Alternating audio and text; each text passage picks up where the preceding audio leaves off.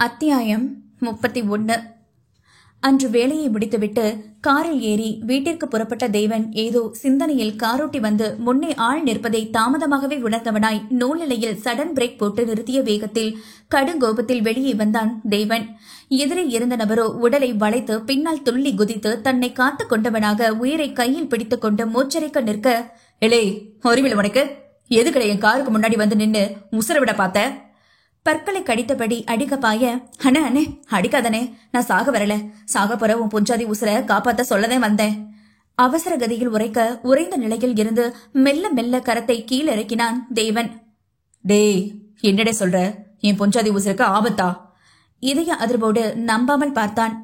"ஆமாண்ணே, செலவு துணி வாங்க காத்தால சக்கரபாண்டி வீட்டுக்கு போயிருந்தேன். அந்த வீட்டு அம்மா நிறைய துணி இருக்கு, மேல வந்து எடுத்துக்கண்ட சொல்லி கூட்டிட்டு போச்சு. அப்படி வீட்டுக்குள்ள போகையில சக்கரபாண்டியும் அவர் ஆட்களும் பேசிக்கிட்டத அரைகுறையா கேட்டேனே. அப்படி அரைகுறையா கேட்டதுல தேவா பொஞ்சாதின்னு குறிப்பிட்ட சொல்லி அவளை முடிச்சு விட்டுருங்க, கௌரவத்துக்காக சொந்த பொஞ்சாதிய கொண்டு பழிய தீர்த்துக்கிட்டான்னு அந்த பழிய தூக்கி தேவா மேல போட்டுடுங்கன்னு சொன்னது தெளிவா என் காதுல கேட்டுச்சு. நான் கிளம்புறதுக்கு முன்னாடியே அவங்க கிளம்புனத பார்த்தேன். அதே எல்லா வேலையும் அப்படியே விட்டு போட்டு உங்ககிட்ட விஷயத்த சொல்ல ஓடியாந்தனே." தனக்கு தெரிந்ததை மொத்தமும் ஒன்று விடாமல் சலவைக்காரன் கோரிட, "டேய், என்னடா சொல்ற? நீ சொன்னதெல்லாம் நெசந்தானா?" வெளுத்த முகத்துடன் நம்பாமல் கேட்டான். "என் ஆத்தா மேல சத்தியமா சொல்றேனே, நெசந்தேன்." தன் தலை மீது கை வைத்து சத்தியம் செய்தவனை அதற்கு மேலும் சந்தேகம் கொள்ளாமல் நன்றி சொல்லும் விதமாக அவன் தோளில் தட்டிய தேவன் மின்னல் வேகத்தில் காரை கிளப்பிக் கொண்டு நாயகி வீடு நோக்கி சென்றவனின் உள்ளமும் தேகமும் நடுக்கத்தில் ஜீவன் துடித்து போனது. "வாங்க தம்பி, உட்காருங்க."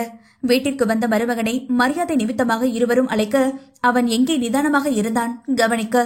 "அவ எங்க?" அவசரமாக கேட்ட தேவன் அவர்கள் பதில் அளிக்கும் முன்னவே வீட்டின் மூளை முடுக்கெங்கும் தேடியவனிடம், "இப்பதான் தம்பி, ஒரு அரை மணி நேரத்துக்கு முன்னாடி கடைக்கு போனா." அவனது பதறிய நிலையை கண்டு இவர்களும் பதட்டமாக பதில் தந்திருக்க தலையை பேய்த்து கொண்டு தேவன் மீண்டும் அவசரமாக காரை கிளப்பினான்.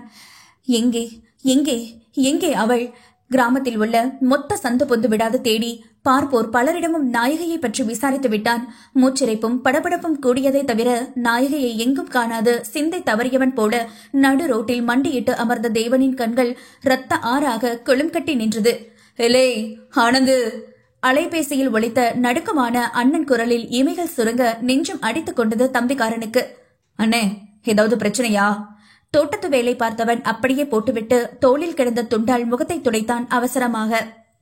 "ஆமாடே, இந்த சக்கரை என் மேல உள்ள கோவத்துல நாயகிய கொல்ல ஆள் அனுப்பி வச்சுட்டாண்ட. அவளை எங்கனையும் காணல, படபடப்பா வருதுடே."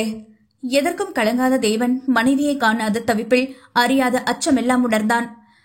"ஒன்னு ஆவாதனே, நீ தைரியமாரு. இப்பவே நீ இருக்கிற இடத்துக்கு நான் வரேன்" என்றவன் இருசக்கர வாகனத்தில் பறக்க தேவனோ சற்றே தன்னை நிதானப்படுத்திக் கொண்டு நாயகி நடந்து வந்த வழி முழுவதையும் நுணுக்கமாக சோதனையிட்டான். பெரிதாக யாரும் அதிகம் பயன்படுத்தாத காட்டு வழி பாதையை கூர்ந்து கவனித்தவனாய் ஏதோ ஒரு உந்துதலில் அதனுள் பாய்ந்த தேவன், "நாயகி!" அவள் பெயரை பெருங்குரல் எடுத்து கத்த உரியவளின் காதில் விழவில்லையே. தன் விதியை எண்ணி நொந்தபடி கடைக்கு நடந்து கொண்டிருந்த நாயகி வெகுநேரம் நடந்த பிறகே தன்னை யாரோ பின்தொடர்வதை போல உணர்ந்தவளாக சுற்றும் முற்றும் பார்த்து புரியாமல் விழித்து நின்ற போதே உடம்பு முழுக்க எண்ணெயில் பளபளக்க கண்டு கட்டாக உடைத்த புஜத்துடன் தன் முன்னே வந்து நின்றவர்களைக் கண்டு பீதியடைந்தாள் நாயகி. "யார் நீங்க?" வார்த்தை திக்கா கேட்ட நாயகி சுற்றி யாரேனும் உதவிக்கு வருவார்களா என்று பார்க்க எந்நேரமோ பரிதாபம் ஒரு ஈ காக்கா கூட அவ்வழியில் இல்லவே இல்லாமல் போனது. "உன் புருஷன் தாண்டி உன்னைய கொல்ல சொல்லி அனுப்பிவிட்டான்." கரிப்பற்கள் காட்டி அகோரமாக பேசியவனை கண்டு மிரண்டு போன நாயகி, "அவங்களா?" அதிர்ச்சியாக ஓர் நொடி நினைத்தாலும் உடனே தன்னை சுதாரித்தவளாக, "பொய் சொல்லாதீங்க, என் புருஷன் பத்தி எனக்கு நல்லா தெரியும். நிச்சயமா அவங்க அப்படி சொல்லி இருக்க மாட்டாக." கணவன் மீதுள்ள அதீத நம்பிக்கை மாறாத உரைத்தவளை கேலியாக பார்த்தனர். "பாருடா தர்ம பத்திரிய, கழுத்துல தாலியே இல்லைனாலும் எப்படி புருஷனை விட்டு கொடுக்காம பேசுறான்னு." கேளிக்கை பேசி இருவரும் சிரிக்கும் போதே விபரீதம் உணர்ந்து புகுந்தடித்துக் கொண்டு ஓடத் தொடங்கியவளை, "டேய் ஓடுறா பாருடா, சீக்கிரம் புடி" என துரத்தி கொண்டு அவள் பெண்ணை ஓட உயிர் பயத்தை விட இருவரின் வக்கரத்திற்கு பலியாகி விடக்கூடாது கடவுளே என தன் மானம் காக்க கதறியபடி ஓடிய நாயகியை எப்படியோ இருவருமாக வளைத்து பிடித்து விட்டனர். "ஓட்டமாடி ஓடுற, எம்புட்டு நாள உனைய பார்த்து எச்சி ஊற காத்திருந்தோம், இன்னைக்கு வசமா மாட்டிக்கிட்டியா?" நாக்கை கடித்துக் கொண்டு மண்டையை ஆட்டிட உடல் மொத்தமும் அச்சத்தில் வியர்த்து நடுநடுங்கி விட்டது. தயவு பண்ணி இனிய விட்டுடுங்க, உங்களை கெஞ்சி கேக்குது. கொத்து மொழியை கையில் பிடித்துக்கொண்டு தரதரவென இழுத்து சென்றவன் காலை பிடித்துக்கொண்டு கெஞ்சி கதறிய பூ பெண்ணை கொஞ்சமும் பரிதாபம் பார்த்தான் இல்லை. ஓ மலையாண்டி, சும்மா இவ கத்திக்கிட்டே இருந்தா கடுப்பால? எப்படியும் கொல்றதுன்னு முடிவாகி போச்சு. முதல்ல அவ வாயை அடைச்சு உடனே. இன்னொருவன் சொல்லியதுதான் தாமதம். நாயகியின் கொத்து முடியை கையில் சுழட்டி வைத்திருந்த அதே வேகத்தில் அருகில் இருந்த பாறையில் அவள் தலையினை நெத்திய நெத்தில் ஆ என்ற பலத்த அலறலோடு உதிரம் கொட்ட துடித்து கிடந்தவளின் சேலையினை உருவி முச்சடியில் வீசப்பட்டிருந்தது. சுற்றி அடர்ந்த மரங்கள் முச்செடிகள் என அவ்விடமே செடி கொடிகளால் நிறைந்து கிடக்க கீழே முழுவதும் செம்மண் மலைமேடு என வேகமாக அடித்த காற்றில் கண்ணை மறைக்கும் அளவிற்கு பறந்த புழுதிகள் நாயகியின் உடலை கவசமாக்கி இருந்தது. வேணா, விட்டுருங்க, விட்டுடுங்க. ஈனஸ்வரத்தில் முடகிய எதையும் காதில் வாங்காமல் அப்பாவி பெண்ணை சூழ்ந்து நாசம் செய்ய துணிந்தவர்களை கண்களை திறவ முடியாத நிலையில் குருதி கலந்த கண்ணீரோடு வேதனையாக கண்ட நாயகிக்கு இப்போதே உயிர் பிரிந்தாலும் கூட போதுமே கடவுளே என்றுதான் கதற தோன்றியது. தவழ்ந்து சென்றவளின் இடையில் கால் வைத்து நசுக்கி திருப்பி பெண் நெஞ்சில் ஓங்கி உதைவிட கண்மொழி பிதுங்கி வாயில் இருந்து எச்சில் ரத்தம் கொப்பளிக்க வலி தாங்காது கத்திய நாயகி மானம் காக்க முடியாத தவிப்பில் இரத்த கண்ணீரோடு மண்ணில் துடித்தாள். பெண்ணை வதைத்து அவள் மீது படர போன காத்தன் கரண்டில் அடிப்பட்டவனைப் போல நொடி பொழுதில் தூக்கி எறியப்பட்டிருந்ததில் புரியாமல் விழித்த மலையாண்டி பின்னால் திரும்பிய அதே நேரம் டேய் என கர்ச்சனை குரல் முழங்க அவனும் செத்த பாம்பை போல அதிவேகத்தில் தூக்கி வீசப்பட்டிருந்தான். மனைவியை காணாத துடிப்பில் மலையெங்கும் தேடி சுற்றிய தேவன் முக்கி முடங்கி வந்த அழுகுரலை கேட்ட நொடி உடல் மொத்தமும் உதிரி உதிரியாக சிதைந்து வெடித்த உணர்வில் அந்த பக்கமாக ஓடோடி வந்து உயிர் பிரியும் நிலையிலும் கைகூப்பி கிஞ்சிட்டு குருதியோடு கிடந்த மனைவியின் கோலத்தை பார்த்தவன் ஜீவனை துடிதுடித்து இறந்து போனது. கோபத்தில் விரைத்த உடல் கனியாதிருந்தவனின் மடியில் அவளை தாங்கியதும் மொத்தமாக உடைந்து போனான் தேவன். நாயகி, ஏய் கண்ணத்துறடி, நான் தேவன் வந்திருக்கேன், கண்ணத்தோர வந்திருக்கேடி, இந்திரி கண்ணத்தோர. அவள் நிலை காண சகிக்காது நடுங்கிய கைகளால் அவள் கன்னம் தட்டி அவள் முகத்தை நெஞ்சில் புதைத்துக் கொண்டவன் கண்களும் கலங்கி கண்ணீர் கரை புரண்டு அவள் உச்சியில் நிறைந்தது. மென்மையான உடல் பாகம் செயலிழந்து கிடந்த நாயகியின் கண்கள் திறக்க முடியாமல் மூடிய இமைகள் கண்ணீருடன் துடிக்க கணவனின் குரலை மட்டும் உள்வாங்கிக் கொண்டவனின் மனம் கொஞ்சம் நிம்மதி அடைந்து மெல்ல மெல்ல தன் நினைவை இழந்தது. நாயகி, என்ன பண்ணுதுடி? வா, ஆஸ்பத்திரிக்கு போகலாம், கண்ணு மட்டும் தொரடி. ஏய். மனைவியின் சிறு சோர்வையை தாங்காத ஆண்மனம் இத்தகைய பரிதாப நிலையை எப்படி தாங்கும்? பாவம், அவனே பரிதாபகமாக அவ்விடத்தில் மாறி நாயகியை கையோடு தூக்கும் போதே அவன் இடையில் கூரான கத்தியை இறக்கி இருந்தான் காத்தன். உடல் விரைத்து வழியில் அலறிய தேவன் நாயகியை அப்படியே வைத்துவிட்டு நிமிர மீண்டும் ஒரு முறை குத்திய கத்தியை உருவி மீண்டும் சொருகி இருக்க தேகம் முறுக்கியது தேவனுக்கு. என்னடா அவசரப்பட்டு குத்திவிட்ட, இதனால நமக்கு தண்ட சிக்கலாகும். மலையாண்டி பயத்தில் கத்த, அதுக்காக இவன் அப்படியே விட்டு போட்டு போக சொல்றியா? அப்படி போனா இவன் நம்மள சும்மா விட்டுருவானா? எது நடந்தாலும் பாத்துக்கலாம். ஆனா இனிமே இவனை உயிரோட விடுறது நம்ம 2 பேத்துக்குமே ஆபத்துதேன். அவளை அடையிறோமோ இல்லையோ, இவனை முடிச்சுட்டு அவளையும் குத்தி போட்டு புறப்படுவோம், வா. காத்தன் கடுமையாக சொல்லிக் கொண்டிருக்கும் போதே அவன் நெஞ்சில் ஓங்கி உதை விட்டிருந்தான் தேவன். அதற்குள் ஆனந்தும் அதிவேகத்தில் வந்து தேவனை காக்க போன மலையாண்டியை 2 சக்கர வாகனத்தால் இடித்து தள்ளியவன் இருவரது நிலையையும் கண்டு அதிர்ந்து போனான். அண்ணே! தள்ளாடிய தேவனை தாங்கி பிடித்த ஆனந்தன் நினைவின்றி கிடந்த நாயகியை கண்டு தலையில் அடித்துக் கொண்டான் கலங்கிய விழிகளோடு. ஆனந்து, அவளை காப்பாத்துடா! மூச்சு திணறியது தேவனுக்கு. ஐயோ அண்ணே! பதறிய ஆனந்து மீண்டும் முட்டி தள்ளாடி இருவரையும் தாக்க வந்த காத்தனையும் மலையாண்டியையும் கொலைவரையில் அடித்து நொறுக்கியவன் அவர்களை குற்றுயிரும் குலையுயிருமாக விட்டு தேவனின் காரில் இருவரையும் ஏற்றிக்கொண்டு மருத்துவமனைக்கு விரைந்தான். விஷயம் கேள்விப்பட்ட நாயகியின் பெற்றோரும் கோதையும் பதறி அடித்து ஓடி வந்திருக்க ஜீவனற்ற பார்வை பார்த்த கணவன் கையை ஆதரவாக பற்றினாள் கோதை. தம்பி, எங்க பொண்ணு! வாய்ப்புத்தி கதறிய பெற்றோருக்கு நாயகியும் தேவனும் நல்லபடியாக கண்விழித்தால் போதும் என்றிருந்தது. டாக்டர் சொல்லுவாங்க என்றதோடு இறுகி நின்ற ஆனந்தன் கைக்கு மட்டும் சக்கரபாண்டி சிக்கினால் அத்தனை வெறியோடு கொஞ்சு தீர்த்திருப்பான். அதற்குள் விஷயம் காட்டுத்தீ போல ஊர் முழுவதும் பரவி இருக்க, தண்டாயுதபாணி காதுக்கும் எட்டி இருக்க, மகனை எண்ணி பரிதவித்து ஓடி வந்தவர் என்னவோ நாயகியால் தான் தேவனுக்கு இப்படியெல்லாம் ஆகிவிட்டது என அவள் குடும்பத்தை விளாசி விட்டார். இப்ப சந்தோஷமா? இந்த மல்லட்ட சிறுக்கியை எப்படியாவது திரும்பவும் என் புள்ள கூட சோடி சேர்த்து வைக்க பாத்தீங்கல்ல? அதே இன்னைக்கு எமவன் சாக கிடக்குறான். வந்ததும் பேசிய கொதி சொல்லில் வயதான தம்பதியர் உடைந்து அழுக, அப்பா! ஆத்திரமாக கத்தி இருந்தான் ஆனந்தபாலன். நீ என்னட கத்துற? பார்த்தல்ல பெரியவன் நிலைமைய, சிங்கம் போல இருந்தவன் கத்தி குத்து பட்டு கிடக்குறான்டா. அதுவும் அவனுக்கு கண்ணால வச்சிருக்கிற இந்த நேரத்துல எல்லாம் யாரால? அந்த புள்ளை இல்லாத தருதரம் பிடிச்சவளால. தாண்டவம் ஆடிய தண்டாயுதபாணியை நிறுத்துப்பா. இவனும் ஆங்கார குரலில் கத்தி அவர் பேச்சை நிறுத்தி இருந்தான். இங்க நடக்கிற பிரச்சனையே முதல்ல ஒன்னாலதேன். பெத்தவராச்சேன்னு மரியாதை கொடுத்து பேசிட்டு இருக்கேன். இல்ல நடக்கிறதே வேறையா இருக்கும். இதனால் வரை சின்ன சின்னதாக எதிர்த்து பேசிய மகன் இப்போது கொளுத்தும் கோபத்துடன் விரல் நீட்டி தன்னை காரணம் காட்டி கத்தியதை அதிர்ச்சி மாறாது பார்த்தார். புருஷன் பொஞ்சாதி பிரச்சனைக்குள்ள ஆனா ஊனா நீ எதுக்கு நந்தி மாதிரி குறுக்க வர? அதுக்கு உனக்கு என்ன உரிமை இருக்க? முதல்ல கையை மடக்கி கேள்வி கேட்ட சின்ன மகனை ஸ்தம்பித்து பார்த்தன அவர் வெளிகள். சரி, பெரியவன் இருக்கையில நானும் எதுவும் கேட்டுடக்கூடாதுன்னு எம்பட்டு நாள்தே பொறுமையா கடந்து போறது. அந்த பொண்ணு வீட்டுல இருக்கும் போதுதே மூச்சுக்கு 300 தரம் மல்லடின்னு சொல்லி அவளை குத்திட்டு இருந்த. இப்ப அது சாவ கிடக்குது. இங்கனையும் வந்து அதையே சொல்லிடுற. நாயகிக்கு புள்ள இருக்கு இல்ல, அதை பத்தி கவலைப்பட வேண்டியவனே சகஜமா எடுத்துக்கிட்டு பொண்டாட்டி தான் வேணுங்கிறான். வாழ்ந்து முடிச்ச மனுஷன் நீ எதுக்கையா சும்மா அவங்கள போட்டு நோண்டிக்கிட்டு கிடக்க? அமுதா விஷயத்தில் புருஷன் பொஞ்சாதி சண்டை வந்துச்சு. சரி, நீ என்ன இதுக்கு நடுவுல சீறிட்டு வந்த? போ, கழுத்துல கிடக்கிற தாலி அத்து வீசுற அளவுக்கு அவனை தூண்டி விட்டு 2 பேர்த்தையும் பிரிச்சு வச்சு பெரியவனோட நிம்மதியை கெடுத்ததே நீதே. போதும், இத்தோட அவங்க விஷயத்துல உன் எல்லை என்னவோ அத்தோட நின்னுக்க. நானே அந்த சக்கரை மேல செம்ம காண்டுல இருக்கேன். அனாவசியமா பேசி அந்த காண்ட உன் பக்கம் திருப்பிக்காத. கடுமையாக எச்சரித்த ஆனந்தனின் இதனால் வரை பார்த்திடாத கோபத்தில் மிரண்டு நின்றிருந்த கோதை அவன் சட்டன தன்புறம் திரும்பவும் திடுக்கிட்டு விழித்தாள். டாக்டர் என்ன சொன்னாங்கன்னு கவனமா இருந்து கேளு. பணம் தேவைப்பட்டா இந்த பையில இருக்கு, எடுத்துக்கொடு. இரும்பாக உரைத்துவிட்டு கோபம் தீராது வெளியே செல்ல எத்தனைத்த கணவன் கையை பட்டன பிடித்த கோதை எங்குங்க என்றால் தவிப்பாக. தாமதமாகிற ஒவ்வொரு நிமிஷமும் சக்கரை தப்பிக்க வாய்ப்பு இருக்கு. நான் போய் அந்த சக்கரையை பிடிச்சு 4 காட்டு காட்டிட்டு வர்றேன். அழுத்தமாக பிடித்திருந்த அவள் விரல்களை பிரித்துவிட்டு விறுவிறுவென ஆனந்தபாலன் சென்றிருக்க, மகனின் அவமரியாதை பேச்சில் அவமானத்தில் முகம் கருத்து நின்றார் தண்டாயுதபாணி. அத்தியாயம் 32.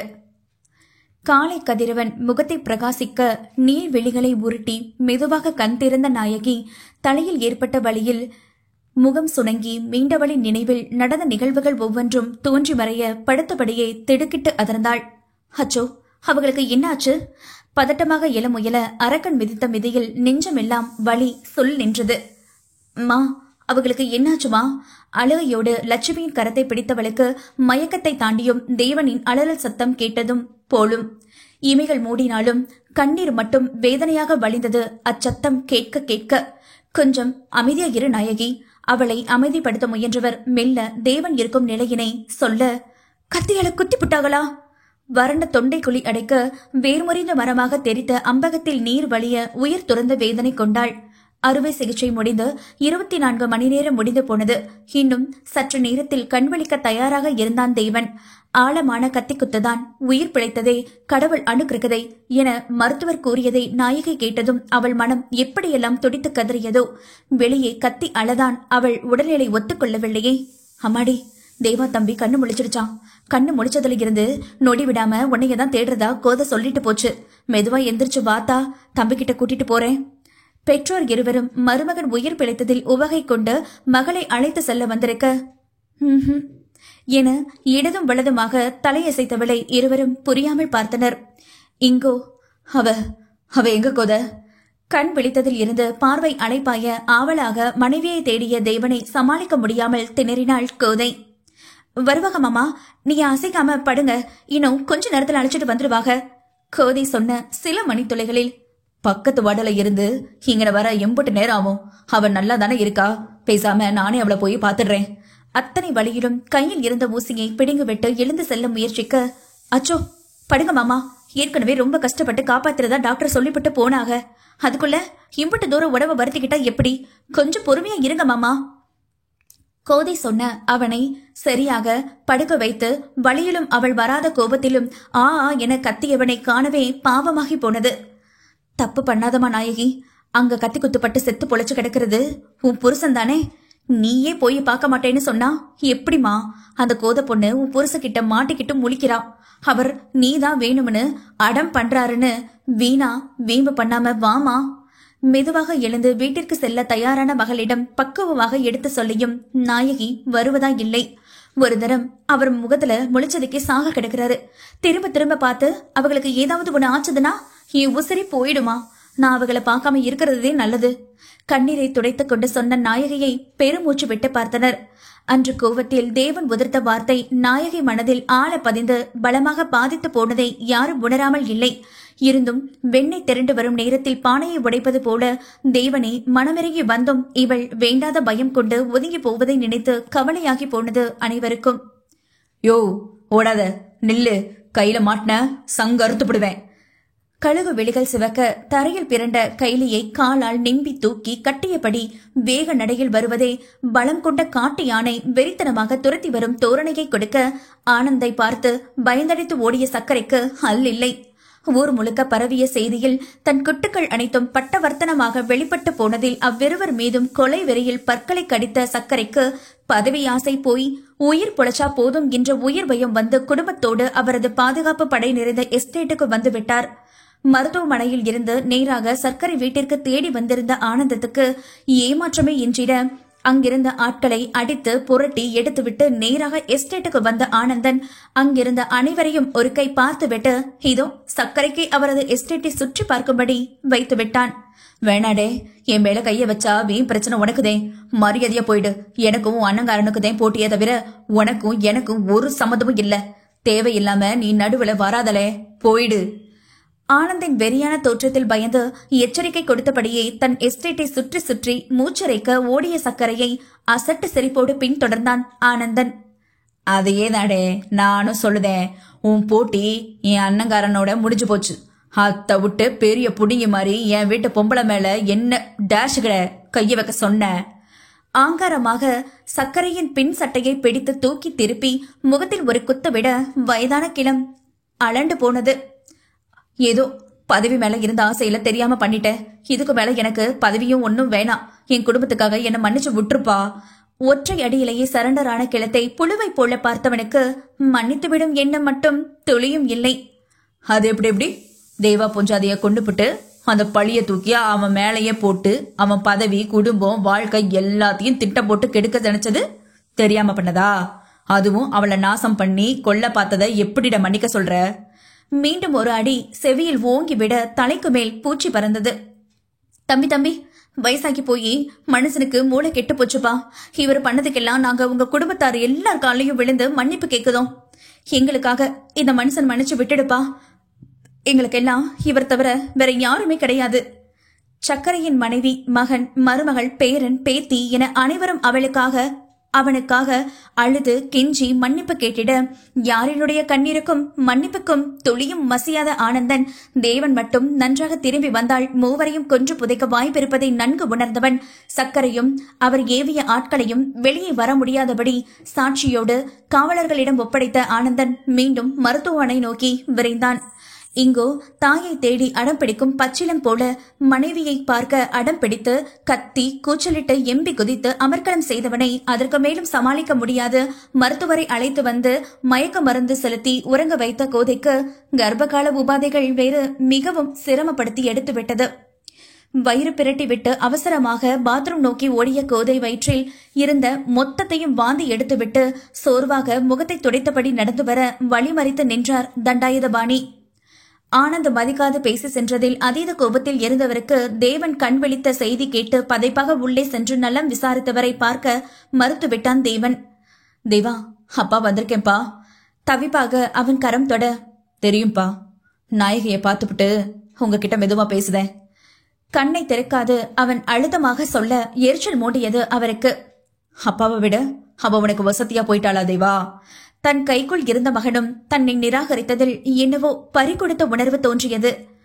எப்பவும் நீ எனக்கு வசதிதான்ப்பா, ஆனா என் பொஞ்சாதி எனக்கு உசுறு.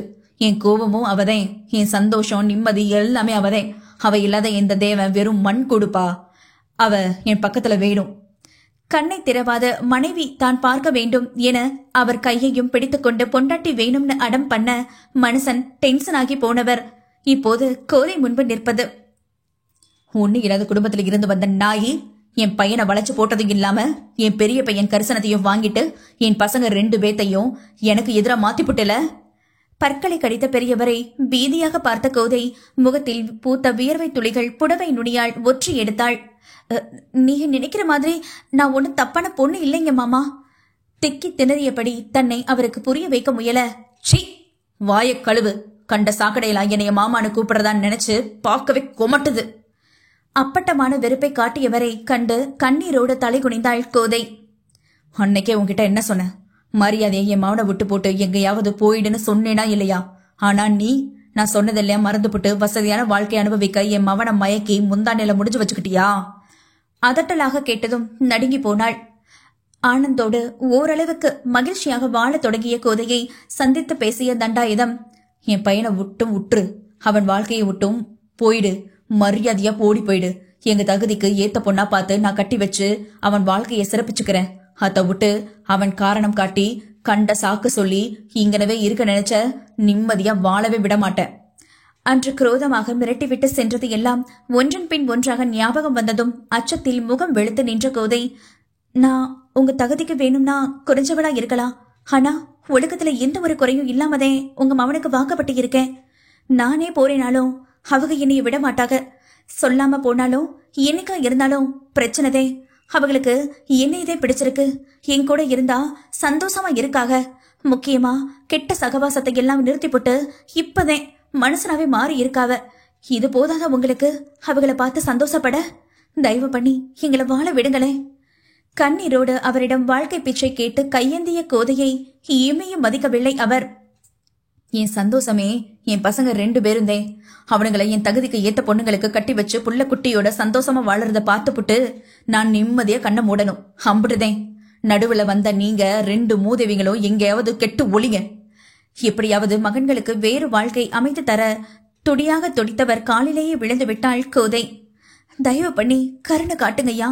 வாழற கொஞ்ச காலம் அவங்களோட நிம்மதியா இருந்துக்கிறேனே. வாரிசு தானே உங்க கவலை.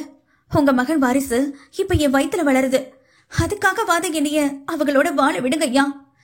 காலில் விழுந்து கெஞ்சி அழுத கோதையை அவர் அதிர்ச்சியோடு நோக்க மருத்துவமனைக்கு வந்ததும் உறங்கும் அன்னையை பார்த்துவிட்டு மனைவியை தேடி வந்த ஆனந்த பாலன் அவள் கடைசியாக சொன்னதை கேட்டு ஓர் நொடி உறைந்தாலும் பின் ஆத்திரத்தில் கை முஷ்டி இருக்கினான். அத்தியாயம் 33. கோத, என்னங்க? என்கிட்ட ஏதாவது மறைக்கிறியாடி? சற்று நாளாக அவள் நடவடிக்கை வித்தியாசமாக படவே அன்றொரு தினம் தன் நெஞ்சில் படுத்து கிடந்தவளிடம் யோசனையாக கேட்டான். நான் என்னத்தங்க மறைக்க போறேன்? அதுல ஒண்ணும் இல்லைங்க. சற்றே தடுமாற்றத்துடன் ஒலித்த குரலும் வியர்வையில் நனைந்த அவள் தேகமும் அவனுக்குள்ளும் தடுமாற்றத்தை தந்தது. நான் இப்ப முன்னாடி மாதிரி இல்ல. கோவப்பட்டு கையை நீட்டி போடுவேனே எல்லாம் பயப்படாதடி. உனக்கு என்ன பிரச்சனைனாலும் என்கிட்ட சொல்லு. என்னால முடிஞ்சது செய்யறேன், சரியா?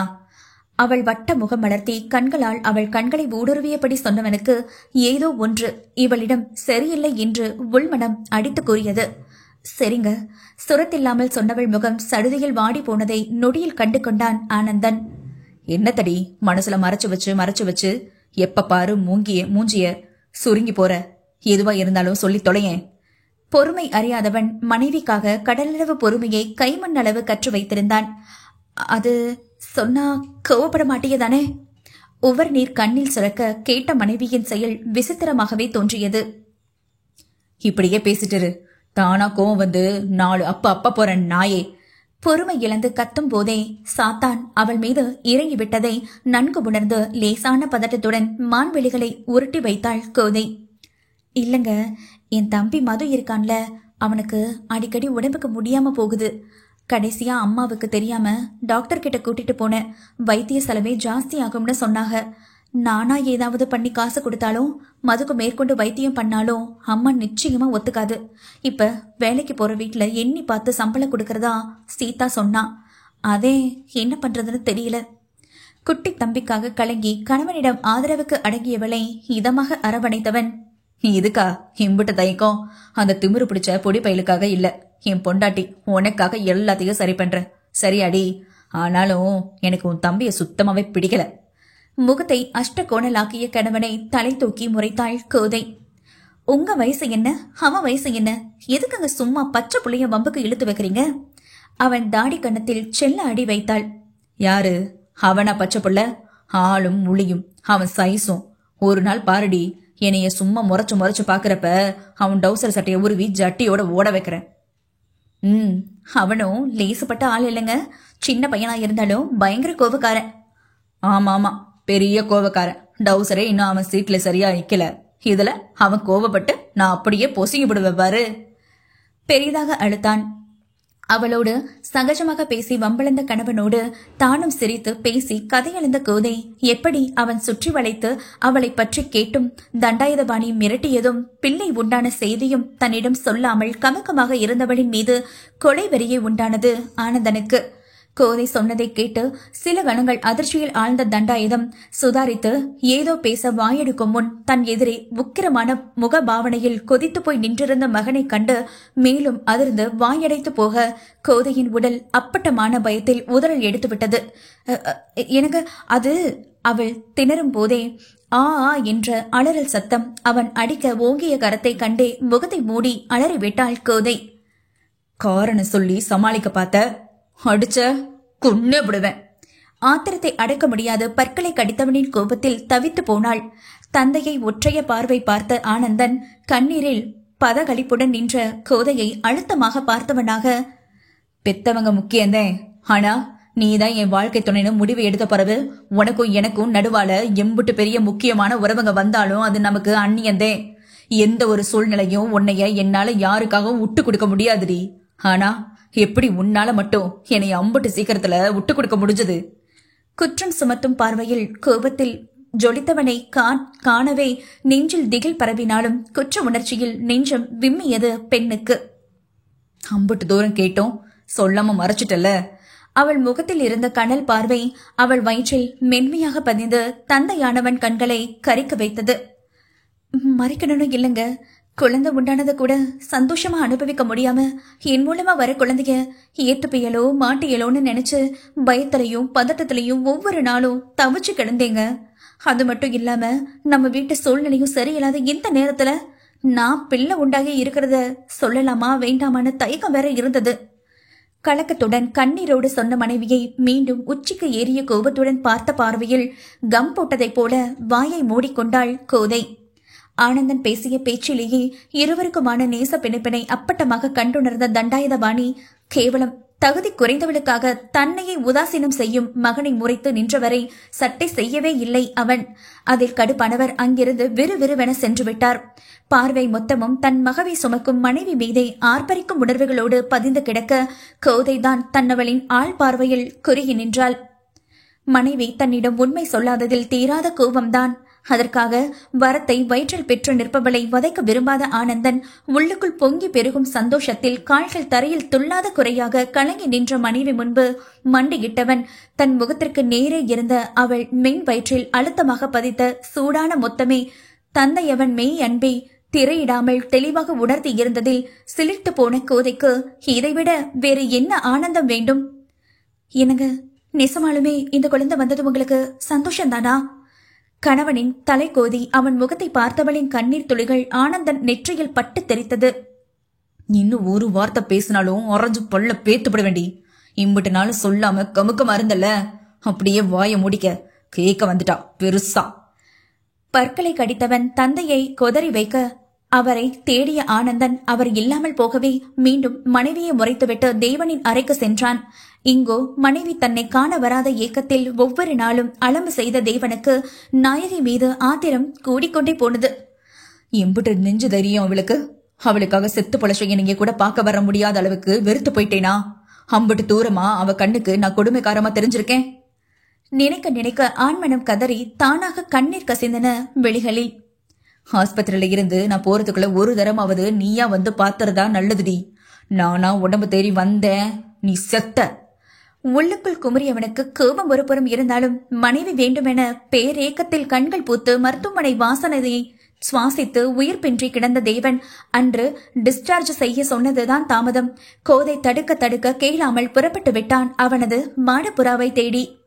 எங்கே மருத்துவமனையில் இருந்தால் அருகில் இருக்கும் கணவனை தன்னை மீறி சென்று பார்த்து விடுவோமோ என்ற பேரச்சத்தில் அன்றைய தினமே வீட்டிற்கு வந்துவிட்ட நாயகிக்கு கத்தி குத்திப்பட்டு கிடந்த கணவன் முகம் பார்க்க துடிக்கும் மனதுக்கு கடிவாளமிட்டு அடக்கி வைக்க முடியாது பெரும்பாடுபட்டு தவித்து போனாள். தினமும் கடவுளை அர்ச்சித்து கணவனுக்காக 3 வேளையும் கடவுளை வேண்டி பூஜையறையே சரணாகதியாகி கிடந்த மகளை பெருமூச்சு விட்டு பார்த்த பெற்றோர் இருவருக்கும் பெருங்கவலைதான் மகள் மருமகனை நினைத்து. இந்த அளவுக்கு நீயும் வருத்தப்பட்டு அந்த தம்பியும் எதுக்கு நாயகி வருத்தப்பட வைக்கிற? நாங்க பார்க்க போகும்போதெல்லாம் உன்னைய தேடி அந்த தம்பி எந்த அளவுக்கு ஏங்கி தவிக்குது தெரியுமா? பார்க்கவே பாவமா இருக்குமா? நீ போய் ஒரு எட்டு பார்த்துட்டு வந்துட்டீனா 2 பேத்துக்குமே மனசுக்கு நிம்மதியா போகும் பாரு.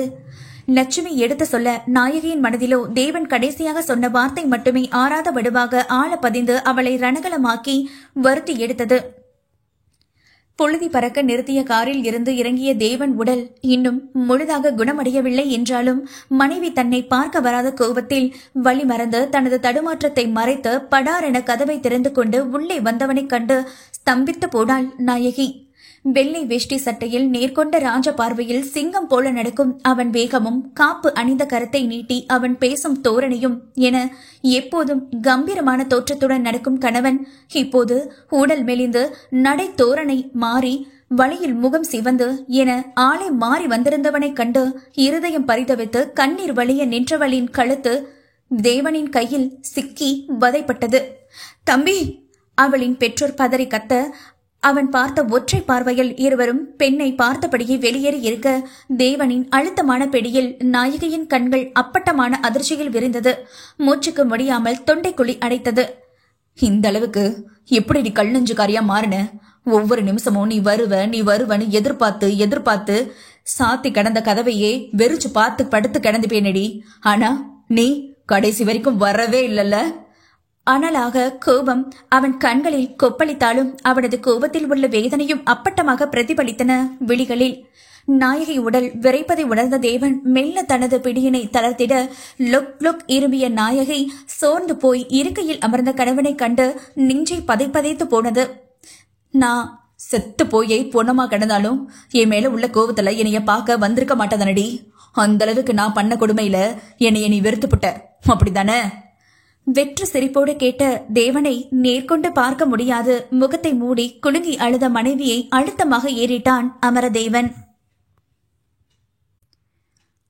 அத்தியாயம் 34. தேவனின் பேச்சில் ஜீவன் பறித்தவித்து குலுங்கி அழுத நாயகியை உயிர் பற்று பார்த்த தேவன் சட்டென எழுந்து அவள் முன்னிற்க அழுது சிவந்த முகம் திகைத்து போனது. என் பொண்டாட்டி மாதிரி ஒரு இலகிய மனசுக்காரி இந்த உலகத்துல இருக்க வாய்ப்பில்லைன்னு எம்புட்டோ தரம் உள்ளுக்குள்ள பூரிச்சு போயிருந்திருக்கேண்டி. ஆனா இப்பதானே தெரியுது, எப்படா இவன் செத்த தொலைவான், நம்ம இஷ்டத்துக்கும் நிம்மதியா வாழலாம்னு உன் மனசுல என்ன வந்ததுனால தானடி நீ ஒதுங்கி போயிருக்க. இத்தனை தூரம் ஆன பெண்ணும் தன்னை காண வராதவளை ஏதாவது ஒரு வகையில் வதைத்துவிடும் எண்ணத்தில் வார்த்தையினை ஈட்டியாக பாய்ச்சிட, ஐயோ போதுங்க, இதுக்கு மேல எதுவும் சொல்லாதீங்க. பலத்த கதறலோடு செவிகளை பொத்திக்கொண்டு கத்தியவளை மனமிறங்காது பார்த்தான் தேவன். அப்படி தாண்டி சொல்லுவேன். நான் எப்படா செத்து ஒளிவேன்னு ஒவ்வொரு நாளும் நீ எதிர்பார்த்து காத்துக்கிட்டு இருந்திருக்க. அதுதான் நெசம். இல்லன்னு உன் மனசை தொட்டு சொல்லுடி பாப்போம்.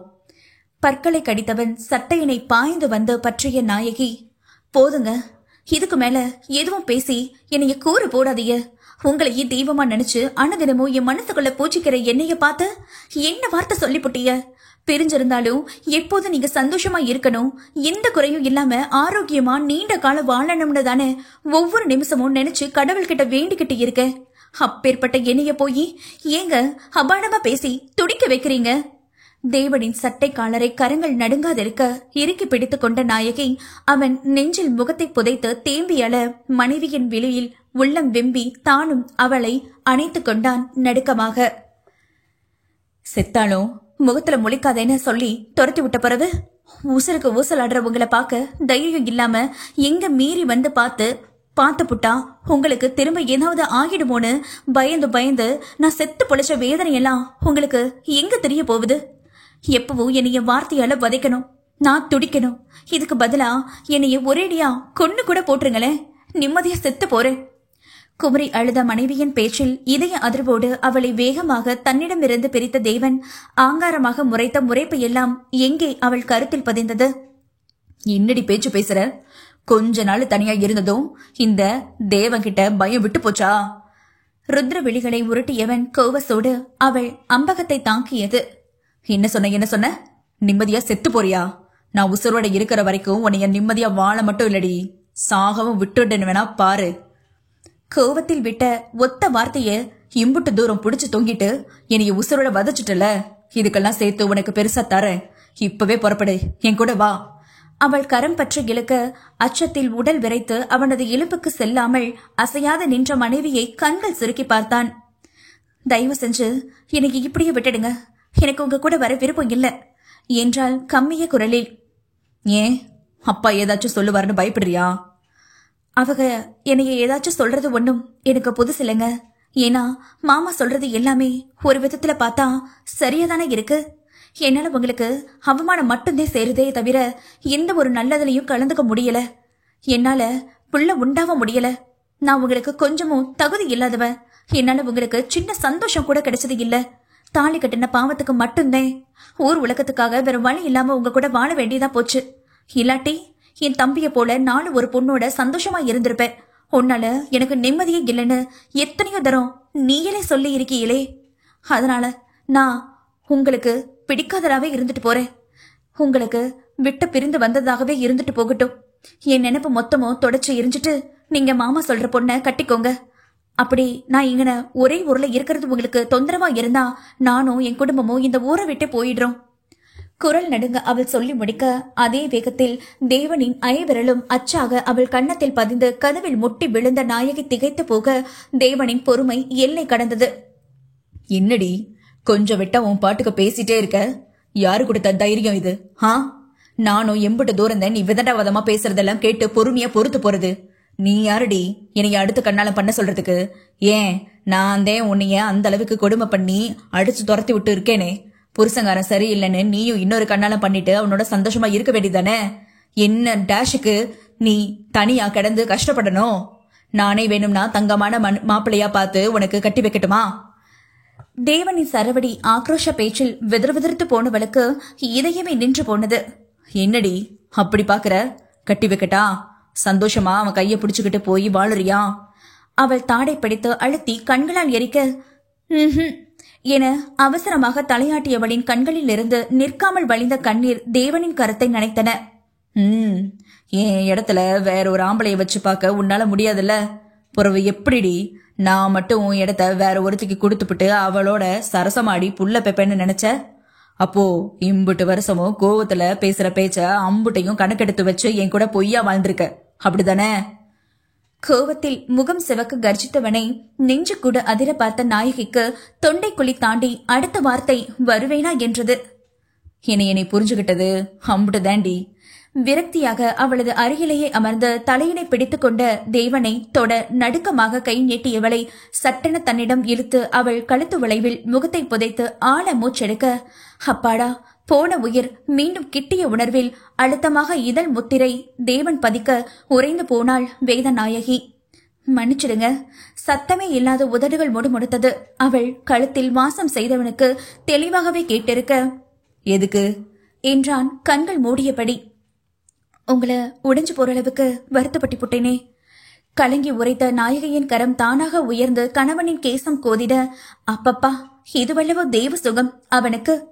மன்னிப்பா. உனக்கா? அது சரி என்றான் நகைப்பாக. எங்க என்னைய மன்னிக்க மாட்டியலா? நாயகியின் குரல் இறங்கி போனது. கண்டிப்பா மன்னிப்பு கிடையாதுடி, உறுதியாக சொன்ன கணவனை பாவமாக பார்த்த வெளிகளில் மென்மொத்தம் பதிக்க சட்டென அவள் இமை மூடவும் தேங்கி நின்ற உவர் நீர் அவன் உதட்டில் விழுந்து தீர்த்த சுவை தந்தது. என் விஷயத்துல உன்னைய எனக்கு கட்டி வச்சு அப்பா எனக்கு பெரிய பொக்கிஷத்தை கொடுத்தது போல அமுதாவுக்கு அப்பா பார்த்து கட்டி வச்சா அவளும் என்னைய மாதிரி சந்தோஷமா வாழுவான்னு நினைச்சேன்டி. ஆனா ஒரு கட்டத்துக்கு மேல அந்த குடும்பத்துக்கு தேவை அமுதா இல்ல. அமுதாவால வரப்போற வரதட்சணையும் சொத்துதான்னு தெரிஞ்ச பிறகு நானே கல்யாணத்தை நிறுத்தி புட்டு கடைசி நேரத்துல என் நண்பனுடைய பையனுக்கு அமுதாவை கட்டி வச்சு போடலாம்னு தான் பார்த்தேன். அவனுக்கு வாக்கு கொடுத்துட்டேன். அந்த நேரத்துல அமுதா வேற சாதி பையில விரும்பினதும் இல்லாம நீயே அவங்கள சேர்த்து வச்சது எனக்கு தீராத கோவத்தை ஏற்படுத்திருச்சு. சாதி கௌரவம் எனக்கு முக்கியந்தேன். ஆனா அதை விட பெருசு என் நண்பன் கிட்ட கொடுத்த வாக்கு தவறி போச்சேன்னு ஆத்திரம். அவன் பெருந்தன்மையா அந்த விஷயத்தை எடுத்துக்கிட்டாலும் என்னால சாதாரணமா எடுத்துக்க முடியல. கோவத்துல புத்தி இழந்துட்டேன்டி. அதுல உன்கிட்ட நான் ரொம்பவே கடுமையா நடந்துகிட்டேன். அப்பா மேல உள்ள மரியாதையில அவரையும் தடுக்காம விட்டு பெரிய தப்பு பண்ணிட்ட நாயகி. நியாயப்படி பார்த்தா ஆரம்பத்துல இருந்தே என் அப்பா பேச்ச கேட்டு ஆம்பளை திமிரில ஆடி உன்னைய வருத்தி உன் மனசை நோகடிச்சதுக்கு எல்லாம் சேர்த்து நான் தான் உன்கிட்ட மன்னிப்பு கேட்கணும். நீயே என்னைய பெரிய மனுஷ பண்ணி மன்னிக்கணும். தயவு செஞ்சு என்னைய மன்னிச்சிடுடி, என் கூட சேர்ந்து வாழுடி. தவறை உணர்ந்து மனைவியிடம் மன்னிப்பை யாசகம் கேட்டு பாவமாக கெஞ்சிய தேவனை அதிர்ச்சி விலகாது பார்த்த நாயகிக்கு மூச்சை நின்று போனது. என்னங்க பேசுறீங்க? என்கிட்ட போய் மன்னிப்பு அது இதுன்னு பெரிய பெரிய வார்த்தையெல்லாம் கேட்டுக்கிட்டு கூட வந்து வாழடினா வாழ போறேன். நான் ஒருத்தி கண்டதையும் பேசி உங்களை குழப்பி விட்டு போட்டேன். தயவு செஞ்சு நான் பேசின எல்லாத்தையும் மறந்துருங்க. பதட்டமாக உரைத்த நாயகிக்கு மனமே கனத்து போனது. கணவனின் மன்னிப்பு வார்த்தையில், எதுக்குடி இம்புட்டு பதட்டப்படுற? சாதாரண மன்னிப்பு தானே கேட்டேன். ஒண்ணு மன்னிக்கிறேன்னு சொல்லு, இல்லையா உனக்கெல்லாம் மன்னிப்பு கிடையாது போடான்னு சொல்லு. அதை விட்டுட்டு எதுக்கு கத்தி ஆர்ப்பாட்டம் பண்றவ? பெரிதாக தேவன் சலிக்க, எது போடாவா? அவன் சொன்னதை கேட்ட திகைப்பில் வாய்ப்பிழந்து உரைத்தவளின் செயலில் சிரிப்பு வந்துவிட்டது தேவனுக்கு. நீண்ட நாட்கள் கழித்து கிடைத்திருக்கும் மனைவியின் அருகாமையில் கிறங்கி தன்னை தொலைத்த தேவன் நலுங்கி இருந்த அவள் நெஞ்சனையில் நன்றாக முகம் தேய்த்து கைகள் பிணைந்து விளையாடுவது எதையும் நாயகி இருந்த பதட்டத்தில் உணரவே இல்லை. 2 மாசமா தனியா கடத்தி பட்டினி போட்டுட்டியடி பாவி. நீ இல்லாம உன் மூச்சு காத்து சுவாசிக்காம ஒவ்வொரு நாளும் நான் தவிச்ச தவிப்பு இருக்கே பா. மரணம் கூட அம்புட்டு வழியா தராதிரி. உன் பிரிவு என்னைய சிறுக சிறுக கொன்னே புடிச்சு. கரகரத்த குரலில் ரணமாக உரைத்த தேவனை கண்ணீரோடு குனிந்து பார்த்த நாயகியின் உதட்டை வெடுக்கென கவ்வி ஆழ்ந்த மொத்தத்தில் திளைத்தவனை கண்டு பெரிதாக அம்பகம் விரிந்தன பெண்ணுக்கு. தேவனின் கோபதாபங்களை அனைத்தையும் எளிதாக கடந்து செல்லும் நாயகியால் அவனது சிறு கலக்கத்தை கூட தாங்க முடியாது மனம் வெதும்பி போனவளுக்கு சுட்டு போட்டாலும் கணவன் மீது கோபம் கொள்ளவே தெரியாது. இதோ ஒற்றை மன்னிப்பில் அவன் செய்த அனைத்தையும் மொத்தமாக மறந்து கணவனை மடியில் தாங்கி நெஞ்சில் அணைத்துக் கொண்டு கிடக்கும் அவள்தான் நிஜ நாயகி. கணவனுக்கு அடக்கி போவதற்கு பெயர் அடிமை என்றால் ஆயுளுக்கும் தேவனின் அடிமையாக வாழ நாயகி தயார்தான். தேவனின் இயல்பும் மாறாது, நாயகியின் அன்பு கொண்ட மென்மையும் மாறாது. கணவன் எவ்வழியோ மனைவியும் அவ்வழியில் எவ்வித கட்டாயமும் இல்லாது பயணிக்க நாயகிக்கு கைவந்த கலை என்றால் அவளுக்கு கட்டளையிட்டு வழிநடத்துவதில் கர்வம் கொண்ட ஆளுமைவாதியாக இருப்பது தேவனுக்கும் கைவந்த கலைதான். நீண்ட நேர முத்த போரில் பெண் ஆடை களைந்து மென்பஞ்சு பொதிகளில் கிறங்கி சித்தம் கலங்கிய தேவன் அவள் நெஞ்சுக்குள் எங்கும் உதட்டால் நெருட சிறு அதிர்வோடு தேகம் செலுத்து போன நாயகி தேவனின் முதுகில் அழுத்தமாக கட்டிக்கொள்ள ஆ என்றவனின் சிறு அலறலில் பதறி போனாள். அச்சோ, என்னங்க, என்ன ஆச்சு? கத்தி குத்துப்பட்ட காயத்தில் அழுத்தி விட்டால் போலும். வழியில் முகம் இருண்ட தேவனை அவசரமாக எழுந்து சோதித்த நாயகி கட்டு போட்டிருந்த முதுகை கண்டு கண்ணீர் வடித்தாள். அதனை மென்மையாக வருடி, ஒன்னும் இல்லடி, அழாத. வழியினை மறைத்து புன்னகைத்தவன் தனது இதய பையில் வைத்திருக்கும் மனைவியின் தாலி கொடியை கையில் எடுத்து அவள் முகத்தின் நேரே தொங்கவிட நாயகியின் கண்கள் மேலும் கரித்து கொண்டு வந்தது. என்னடி அப்படி பாக்குற? இந்தா, நான் அத்து வீசி புட்டு பட்ட வேதனை எனக்கு மட்டும் தாண்டி தெரியும். உன் வெத்து கழுத்தை பாக்க பாக்க உசுறு போதுடி. இனி ஒரு தரம் எம்புட்டுக்கும் வந்தாலும் சரி, இந்த ஒரு தப்ப மட்டும் செய்யவே மாட்டேன் நாயகி. அவள் கண்ணீரை துடைத்த தேவன் நாயகி கண்மூடிய நேரம் தாலி சரடை அவள் கழுத்தில் மாட்டி விட்டவன் வீறிட்டு அழ தயாரானவளின் இதழை அதிவேகத்தில் முற்றுகை எட்டிருந்தான். அத்தியாயம் 35. அனைத்து சிக்கலும் தீர்ந்து ஒரு வழியாக நாயகியை உருட்டி மிரட்டி தனக்குள் அடக்கி சமாதானம் செய்த தேவன் மனைவியோடு எத்தனை நேரம் கட்டிக்கொண்டு அவளது நெஞ்சில் தாங்கி உச்சியில் இதழ் பதித்து கிடந்தானோ. ஏய், புறப்படலாமடி.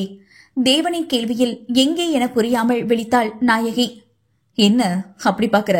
நம்ம வீட்டுக்குதே கூப்பிடுற. நீ இல்லாம அங்க வெறுத்து போச்சுடி. ஒரு பக்கம் நானா வந்து உன்னைய சமாதானம் செய்யணுமான்னு வீம்பு பிடிச்சாலும் ஒரு நாளாவது உன்னைய பாத்திட மாட்டோமான்னு தினமும் மனசு ஏங்கும் பாரு. அந்த அளவுக்கு என்னைய முழுசா உனக்குள்ள மூழ்கடிச்சு வச்சிருக்கடி நாயகி. தொடர்ந்து அவள் பூ இதழில் தன் அதரம் உரசியபடியே சொன்ன கணவனை இமைகள் படபடக்க அப்பாவியாக பார்க்கும் இந்த மனைவியின் அழகுதானே தேவனை மதிமயக்கி வைத்திருக்கிறது. கண் அப்படி உருட்டாதடி, கடிச்சு தின்னுட போற. இப்படி பார்த்துதே என்னைய உனக்கு அடிமையாக்கி வச்சிருக்க. உதட சுளித்து அவள் உதட்டிலேயே மீண்டும் இச்சு வைக்க, ஆத்தி நானுங்களா? இச்சு வைத்த உதட்டை பிளந்தாள். நீ ஏதான் அகிம்சை காத்தே இந்த தேவனை உன் இதய கூட்டுல பூட்டி வச்சு புட்டடி. காலம் கடந்து மனதில் கொண்ட ஆசை வார்த்தைகளை மனைவியோடு பகிர்ந்தாலும் இப்போதாவது அதனை பகிர மனம் வந்ததே. உயிர் உள்ளவரை உவகையோடு வாழ்வாள் மாயோள். என்னங்க ரொம்ப நேரமா தரையில படுத்திருக்கீங்களே, காய வலிக்க போகுதுங்க, எந்திரிச்சு கட்டில படுங்க. காற்றுக்கும் நோகாது மெல்லமாய் உரைத்த நாயகி கணவனின் சரச பேச்சில் சிவந்து விலகி எழ பார்க்க அவள் இடையில் கால் போட்டு அமுக்கிய தெய்வன் அவள் மார்பில் கிடந்த பொன் தாலியை ஒதுக்கி வைத்து அவ்விடத்தில் இவன் தலை சாய்த்தான். இதை விட சிறந்த வழியிட பாரடி. இந்த உலகத்துல வேற எந்த மூளைக்கு போனாலும் கிடைக்காதுடி. இங்கன தலை வச்சுக்காம தூக்க தொலைச்சு பைத்தியம் பிடிச்சு தெரிஞ்சேன் தெரியுமா? 2 மாச பிரிவு, தூக்கம், துக்கம், காமம், கோபம், தவிப்பு, என் சந்தோஷம், சாப்பாடு எல்லாமே பாக்கி கணக்கு இருக்குடி. ஒண்ணு விடாம உன்னைய வதச்சு என் கணக்கு தீக்காம இம்மியும் நகர விட மாட்டேன். இப்பவே புறப்படு வீட்டுக்கு. கட்டளையிட்ட மன்னவன் கரம் பிடித்து பெற்றோர் ஆசையோடு தேவனின் இதய ராணியாக, அடிமையாக, காதலியாக, மனைவியாக, அவன் சகலமும் கொண்ட நாயகியாக வலது பொற்பாதம் அடி வைத்து மீண்டும் புகுந்த வீட்டிற்குள் ஒளியாக வந்தாள் வேதநாயகி. அண்ணனின் முகத்தில் வெளிச்சம் பார்த்த ஆனந்த பாலன் உள்ளுக்குள் நிம்மதி அடைந்து வெளிக்காட்டிக் கொள்ளாமல் சென்றிட நாயகி மீண்டும் வந்ததில் கோதைக்கு அளவில்லாத மகிழ்ச்சி என்றால் தண்டாயுதபாணி முகம் இருளடைந்து போனது. அக்கா, அடுப்பங்கரையில் இருந்து ஓடி வந்த கோதையை அணைத்து விடுத்த நாயகி, எப்படி இருக்க கோதை? ஆஸ்பத்திரி போனியே, டாக்டர் என்ன சொன்னாங்க? குழந்தையெல்லாம் நல்லா தானே இருக்கு? டிவி போட்டியில படம் பிடிச்சு காட்டுவாங்களாமே, அமுதா சொன்னா. அந்த படத்துல குழந்தைய பாத்தியா? வந்ததும் குழந்தையை பற்றி ஆர்வமாக ஆவலாக நலம் விசாரித்த நாயகியை உள்ளுக்குள் திரண்ட வேதனையோடு தேவன் பார்த்து நகர கோதைக்கும் இருவரது நிலை எண்ணி தர்ம சங்கடம்தான். ஒவ்வொரு முறையும் நாயகி தனக்கு ஒரு குழந்தை இல்லையே என கலங்கும் போதும் உடன் இருந்து அவளை தேற்றி இருக்கிறாள். இப்போது தான் உண்டாகி அவள் இத்தனை ஆர்வமாக விசாரித்ததில் தான் ஏதாவது கூட குறைய குழந்தையை பற்றி சொன்னால் ஏங்கி விடுவாளோ என்ற தயக்கத்தில், குழந்தைக்கு என்னக்கா, ரொம்ப நல்லா இருக்கு என்றாள் புன்னகையாக. சரி சரி கோத, ரொம்ப சந்தோஷம். இப்பதானே 4 மாசம் முடிஞ்சிருக்கு. இதுக்கு மேல நல்லா சாப்பிட்டு உடம்ப கவனமா பாத்துக்கிறத. குழந்தைய பிறக்கும் போது வலி தாங்க முடியுமாம். இப்பதான் நான் வந்துட்டேனே, இனிமே உன்னைய நல்லா கவனிச்சுக்கிறதேன். எனக்கு முழு நேர வேலையே இதுதான். வா வா, உனக்கு என்ன பிடிக்கும் பிடிக்காது எல்லாத்தையும் என்கிட்ட சொல்லு. தினமும் செஞ்சு அசத்தி போடுதேன். உற்சாகமாக சொன்ன நாயகி இன்னும் பெரிதாக வெளி தெரியாத கோதை வயிற்றை தடவி பார்த்து பெரிதாக ஆனந்தம் கண்டு தானாக புன்னகைத்தாள். தன் வீட்டிற்கு வாரிசு ஒன்று வரவிருக்கிறது. தான் பெற்றால் என்ன, கோதை பெற்றால் என்ன, எல்லாமே ஒன்றுதானே. எப்போது தன் கையில் பச்சிளம் குழந்தை ஏந்துவோம், அதன் பிஞ்சு கை பற்றி முத்தமிடுவோம் என்ற ஆசைதான் அதிகமாகிக் கொண்டே இருந்தது. நாயகிக்கு நடந்த அசம்பாவிதம் பற்றி அறிந்ததும் பதறி போன அமுதா அவள் வீட்டிற்கு வந்து பார்த்து கண்ணீரோடு அணைத்துக் கொண்டவளால் அண்ணனை சென்று பார்க்க முடியவில்லையே. அனைத்து பிரச்சனைகளும் தன்னால் தானே என அழுது புலம்பி தீர்த்தவளை நாயகி சமாதானம் செய்ய வேண்டிய சூழ்நிலை ஆனது. இப்போது அவளுக்கும் 5 மாதம். எப்படி அழைத்து வாயார ஆக்கி போட்டு பூ முடித்து என்று பலத்த யோசனையில் குழப்பமாகவே சுற்றி வரும் மனைவியை தேவனும் கவனித்துக் கொண்டுதான் இருக்கிறான். முதலில் எல்லாம் எனக்கு எப்போது குழந்தை உண்டாகும், என்ன பரிகாரம் செய்தால் குழந்தை பிறக்கும், எந்த மருத்துவரை பார்த்தால் குழந்தை தங்கும், வாய் திறந்தாலே மொத்த பேச்சும் குழந்தையை வேணும் என்றே பேசுபவள் இப்போதெல்லாம் அதனை பற்றி துளியும் வாய் திறவாமல் இருப்பது குழப்பத்தை உண்டு பண்ணியது தேவனுக்கு. குழந்தை ஆசை யாருக்குத்தான் இல்லை? அதில் தேவனும் விதிவிலக்கு இல்லையே. ஆனால் தன் மனைவிக்கு அந்த பாக்கியமே இல்லை என்று அறிந்ததில் இருந்து அவன் ஆசை மறைத்து மனைவியை மட்டுமே முழு மனதாக நேசிக்க தொடங்கி அவளே தனக்கு அனைத்துமாக வாழத் தொடங்கிய பிறகு குழந்தை ஆசை விலகி மனைவி ஆசை மட்டுமே இப்போது வரை அவன் மனம் முழுக்க நிரப்பி வைத்திருக்கிறான் தேவன். திருமணமான சில மாதங்களில் கோவில் திருவிழாவுக்கு அன்னதானம் வழங்க ஏற்பாடு செய்திருந்தான் தேவன். நல்ல வெயில் மண்டையை பிளக்க புது மனைவியை அழைத்துக் கொண்டு அவள் தோளில் கை போட்டு சுற்றாத இடமே இல்லை.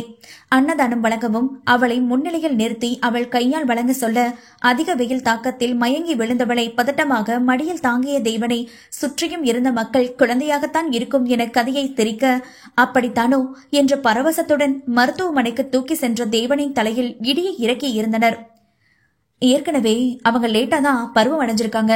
மாசம் ரெகுலரா மாதவிடா வரதே ரொம்ப பெரிய விஷயம். கர்ப்பம் தரிக்கிற அளவுக்கு அவங்க யூட்ரஸ் சரியா ஃபங்க்ஷன் ஆகல சார். குழந்தை பிறக்கிறதுக்கு 90% சார் கம்மி. இந்த விஷயத்த நீங்க முதல்ல அக்செப்ட் பண்ணி முடிஞ்சா நாளடைவுல உங்க வைஃபுக்கு புரிய வைக்க பாருங்க. இப்பவே இதை பத்தி சொன்னா அவங்க அதையே யோசிச்சு ஹெவி டிப்ரெஷனுக்கு போயிடுவாங்க. இதனால அவங்க உடல்நிலையில வெவ்வேறு பிரச்சனைகளை உண்டு பண்ண வாய்ப்பு இருக்கு. அவங்களா குழந்தைய பத்தி யோசிக்கும் போது 2 பேர் மன திருப்திக்கு வேற டாக்டர்ஸ் கூட பாருங்க. ஆனா அதுக்கு முன்னாடி அவங்கள மனதளவுல நீங்க ஸ்ட்ராங் ஆக்குங்க. எந்த சூழ்நிலையும் உனக்காக நான் இருக்கேன்னு நம்பிக்கை கொடுங்க. ஏன்னா பெண்கள் குழந்தை விஷயத்துல ரொம்ப அடமண்டா இருப்பாங்க. குழந்தைக்கு பிறகுதான் ஹஸ்பண்டே எல்லாமே. அதுல உங்க மனைவி எப்படின்னு முதல்ல புரிஞ்சுக்கிட்டு அதுக்கு ஏத்தது போல அவங்க கிட்ட நடந்துக்கோங்க. நாயகியை முழு பரிசோதனை செய்த மருத்துவர் கூறி செல்ல இடிந்து போன தேவனுக்கு உண்மையை சொன்னால் மனைவி தாங்குவாளா என்ற கலக்கம் அப்போதே அவன் நெஞ்சில் ஆழ பதிந்து நாயகி குழந்தை வேணும் எனும் போதெல்லாம் இதயத்தை சுற்றியும் பெருத்த வேதனை சூழ்ந்து போகும். எங்கே மருத்துவரை அணுகினால் உண்மை தெரிந்து நாயகி தன்னைத்தானே வெறுத்து போவாளோ, தன்னை விட்டு விலகி போவாளோ என்ற அச்சம் பரவி இதனால் வரை அவளிடம் இவன் வெறுப்பை காட்டி தன் பயத்தை போக்க முயற்சித்து உள்ளம் நொந்து போய் மனைவியை விட்டு தூர விலகி போகும் தேவனுக்கு மனைவி குழந்தை ஆசையில் துள்ளும் போதெல்லாம் ஆண்மனம் மௌனமாய் கதறிடுமே. இதோ வந்துவிட்டால் தன் முன்னே தயக்கமாக வாய் திறந்தால் எதை பற்றி பேசுவாள் என்று யோசித்தே 15 வருடங்களை கடத்தி வந்தவன் தான் இப்போது அதிகமாக மன அழுத்தத்திற்கு உள்ளாகி மருந்து மாத்திரைகளை உட்கொண்டு வருகிறான். என்னங்க, முக்கியமான விஷயம் பேசணுமே, பேசட்டுமா என்றாலே குழந்தையை பற்றிதான் என அவளோடு வாழ்ந்த இத்தனை ஆண்டுகளில் அவதானித்து வைத்தவன், எனக்கு வேலை இருக்குடி, எதுவா இருந்தாலும் பொறுப்பு பேசுறேன் என்று தேவனை துண்டை உதறி தோளில் போட்டுக்கொண்டு நடையை கட்டி இருக்க எப்போதும் போல நாயகி முகம் வாடி நின்றாள். என்னக்கா, மாமா கிட்ட அந்த விஷயத்த பேசிட்டியலா? ஆர்வமாக கேட்ட கோதைக்கு இல்லை என்று தலையாட்ட இவள் தலையும் தொங்கி போனது. இப்ப என்னக்கா பண்றது? ஆனந்தாத்தா கிட்ட பேசி பார்க்கணும் கோத. நாயகிக்கு தெரியுமே யாரிடம் பேசினால் வேலைக்கு ஆகும் என்று. சரிக்கா, அப்போ நீங்களே அவங்கள்ட்ட பேசிடுங்க. நேக்காக நாயகியை கோத்துவிட்ட கோதையை சின்னதாக முறைத்தாள். என்னக்கா முறைக்கிறிய? என்ன இருந்தாலும் பல்லு பிடுங்காத பாம்பு விஷம் இருக்கத்தானே செய்யும். அடிக்கடி திட்டி மூஞ்ச காட்டி போடுறாங்கக்கா. அந்த நேரம் அவங்கள்ட்ட பேசவே பயமா இருக்கு. பாவமாக சொன்னவளை இவளும் அதே நிலையில்தான் பார்க்க முடிந்தது. சரி புள்ளத்தாச்சி பொண்ணு, சும்மா மூஞ்சிய சோகமா வச்சுக்காத. அத்தான் வரட்டும், நானே பேசுறேன். இரு பெண்களும் பேசிக்கொண்டு இருக்கும் போதே நாயகியின் நாயகனை இரவு வீடு திரும்பி விட்டான். கணவனுக்கு ஆசையாக பரிமாறிய நாயகி அவன் அறைக்கு சென்றதும் பாத்திரங்களை எடுத்து வைக்க தொடங்க, நாயகி அவள் பெயரை நயனமாக அழைத்துவிட்டு மேல் சட்டை கழட்டி மாட்டிய தேவன் குளியல் அறைக்குள் புகுந்திட ஒற்றை அழைப்பில் அவசரமாக ஓடி வந்த நாயகி தன் முந்தானை விளக்கி ரவிகையின் கொக்கிகளை ஒவ்வொன்றாக கழட்டிட்டு தொடங்க தலை துவட்டியபடி வெளியே வந்த தேவன் முதுக காட்டி நிற்கும் மனைவியை யோசனையாக பார்த்தவனாக, அங்க திரும்பி என்ன தடி பண்ணிட்டு இருக்கிறவ? கணீர் குரலில் திடுக்கிட்டு திரும்பி பார்த்த மனைவியின் செழிப்பான தரிசனத்தில் கண் சொக்கி போனான். என்னடி இது கோலம்? கத்திக்குத்து காயத்தால் இல்லறம் காணாது மனைவியை அருகில் வைத்து தவிப்பவனுக்கு அவளின் இக்கோலம் கண்டு சித்தம் கலங்கியது. இல்லங்க, நீங்க வந்தது கூப்பிட்டா இதுக்குத்தானே, அதே உங்களுக்கு சிரமம் வைக்க கூடாதுன்னு நானே இப்படி அவசரமாக உரைத்து திணறிய மனைவியின் பேச்சில் உள்ளம் அடிபட்டான் காளையன். இத்தனை ஆண்டுகளில் அறைக்குள் இருக்கும் போது கூப்பிட்டாள். அதற்கு அர்த்தம் கட்டிலில் அவளோடு இணையத்தானே. மற்றபடி அவளோடு பேசி நேரம் செலவிட எல்லாம் அத்தனை பயம். தான் கொஞ்சம் இலகி பேசினாலும் இவள் குழந்தை என தொடங்கி விடுவாளோ என்று. அதற்காக கையில் எடுத்த ஆயுதம் மனைவியை அருகிலேயே வைத்து அவளை கட்டிக்கொண்டே இல்லறம் கொண்டாடி அணு அணுவாக அவள் முனகல் ஒளி ரசித்து, அவள் பொன்மைனை ரசித்து, அவள் கண் சொற்கள் ரசித்து, வலித்திடாமல் அவளுள் இணைந்து அவள் நெஞ்சை முட்டி கருத்திராட்சியில் சுகம் காண்பதுதான். ஆனால் அவள் புரிந்து கொண்ட விதம் வேறு எனும் நினைக்கும் போது மனம் ரடித்தாலும் தன்னுள் மறைத்த தேவன், நீயா கலட்டிட்டு நின்னா எப்படி எனக்கு கிக்கா இருக்கும்? ஒவ்வொரு கச்சையா நானே கலட்டியும் அழகா ரசிச்சு எச்சில் முத்தம் கொடுத்தே உன் கண்ணை சொக்க வச்சு நெஞ்சருடி தொப்புள் குழியில விரல சுத்தி நான் சொல்லட்டி புறவு கீழன்னா. பச்சையாக அந்தரங்கம் பேசி போதையாக தன்னை நெருங்கிய கணவனை குப்பென சிவந்த முகத்துடன் பார்க்க முடியாமல் தலை குனிந்து சினுகிய நாயகிக்கு ஒரே வெக்கமாகி போனது. லேசாக வாய் திறந்தாலும் உதடுகள் இரண்டும் தடித்த மீசை விழுங்கி கலைவரம் செய்ய துடிக்கும் தேவனின் முகத்தை நூலிலை தூரத்தில் காண்பதே ஒவ்வொரு முறையும் மூச்சு முட்டி போகிறது பெண்ணுக்கு. இதில் எங்கிறது அவன் பச்சை பேச்சுக்கு எசை பேச்சு பேச?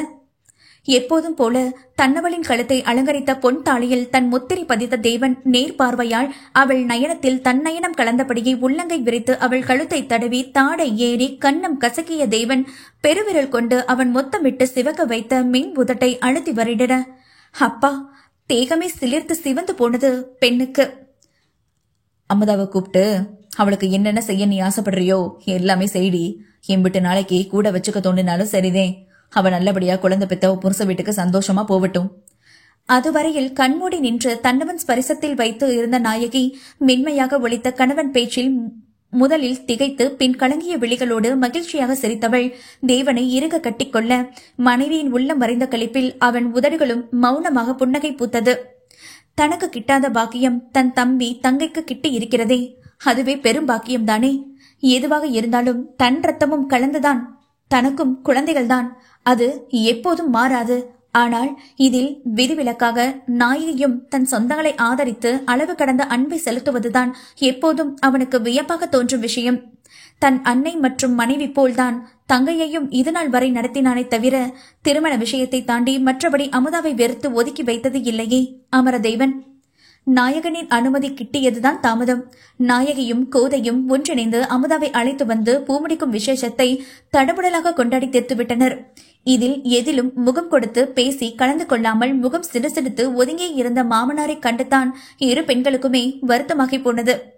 அடுத்த மாதமே கோதைக்கும் பூமுடிக்கும் விசேஷத்தை மகிழ்ச்சியாக நடத்திட கணவன்மார்களின் மாற்றத்தில் இரு பெண்களுமே நிம்மதி மூச்சுவிட்டு குழந்தைகள் வரப்போகும் மகிழ்ச்சியில் ஒவ்வொரு நாளும் வீடே விழா கோலமாக இருந்தது. முதலில் அமுதாவிற்கு ஆண் குழந்தை பிறந்து தாய்மாமன்கள் உவகையில் செல்ல மாப்பிள்ளையாக கையில் தவழ்ந்த குழந்தைக்கு தங்கமும் வெள்ளியும் போட்டு அழகு பார்த்து எனக்கு உனக்கு என குழந்தை தரையில் விடாமல் சண்டையிட்டுக் கொள்ளும் அண்ணன்களை தழும்பும் கண்ணீரோடு சிரித்துக் கொண்டே பார்த்தாள் அமுதா. தனக்கு கிடைக்காத அண்ணன்கள் பாசம் தன் பிள்ளைக்காவது கிடைத்து முத்தத்தால் குளிப்பாட்டி கொண்டாடுகின்றனரே, அந்த களிப்பு போதாதா? பெரிய மனதாக உள்ளே நிலைத்தாலும் தனக்கு இந்த பாசம் கிடைக்கவில்லையே என்ற அப்பட்டமான ஏக்கம் அவள் கண்களில் இலையோட அப்பாசத்தை காட்டவே தாய் வடிவில் தலை கோதி சிரித்தாளே நாயகி. மறுமாதம் கோதைக்கு பிரசவம். குழந்தையும் பிறந்தது. அனைவரின் உள்ளத்தையும் கனக்க வைத்தது. இறுதி அத்தியாயம் 36. நிறைமாத கர்ப்பிணியாக தனது மேடிட்ட வயிற்றை பிடித்தபடி கணவனின் கரத்தை மற்றொரு கையால் பிடித்துக்கொண்டு தோட்டத்தில் மெல்லமாக நடைபயின்ற கோதையின் பார்வை முழுக்க ஆனந்தன் மீதுதான். ஏனோ இப்போதெல்லாம் அதிகம் பிடிக்கிறது அவனையும் அவன் முசுடு முகத்தையும். ஆரம்பத்தில் பார்த்த ஆனந்த பாலனுக்கும் இப்போதிருக்கும் ஆனந்த பாலனுக்கும் எம்மாடியோ எம்பிட்டு வித்தியாசம். நாளும் ஒரு முறையாவது வியக்காமல் இருக்க முடியாது அவளால். அவளிடம் மட்டும் அத்தனை கனிவு அக்கறை என மொத்தமாக மனைவி பைத்தியம் பிடித்து சுற்றும் கணவனை நெஞ்சுக்குழியில் தாங்கியே சுகவேதனையில் தவித்து போனவள் கோதை. பரட்டை தலைமுடி எல்லாம் இப்போது சீராக திருத்தப்பட்டு பெரிய மீசை, லேசான சுருள் தாடி, வெள்ளை சட்டை, வெள்ளை வேஷ்டி என அப்பட்டமாக தேவன் ஜாடையில் அண்ணனின் செயலாளராக வேலை பார்ப்பவன் மற்ற நேரங்களில் தோட்டம் தொரவு வேலைகளை கவனித்துக் கொண்டும் பொறுப்பான மனிதனாக வலம் வரும் கணவனை ஐயோ என் தங்கமே செல்லமே என மடியில் போட்டு முத்தமிட்டு திகட்டாமல் கொஞ்சிக் கொண்டே இருக்கலாமே தோணும்.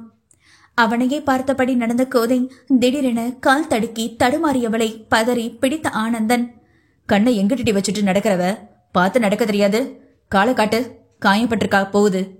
அவசரமாக அவள் காலை எடுத்து மடியில் வைத்து ஆராய்ச்சி செய்தவனை நிறைந்த புன்னகையுடன் பார்த்த கோதைக்கு கணவனோடு நீண்ட காலம் வாழ கொள்ளை கொள்ளையாய் ஆசைகள் தோன்றின. என்னங்க, லேசான காயந்தான், சீலை தட்டிடுச்சு, எனக்கு ஒண்ணும் இல்லைங்க, பயப்படாதீங்க. அவள் தலை வருடி விட்டவளை தலை தூக்கி முறைத்தான் ஆனந்தன். யாருக்கு? எனக்கா பயம்? அப்படியே உனக்கு வச்சனு வையி, இந்த நக்கலா சிரிக்கிற சிரிப்பெல்லாம் எங்கிட்டு போகும்னு தெரியாது.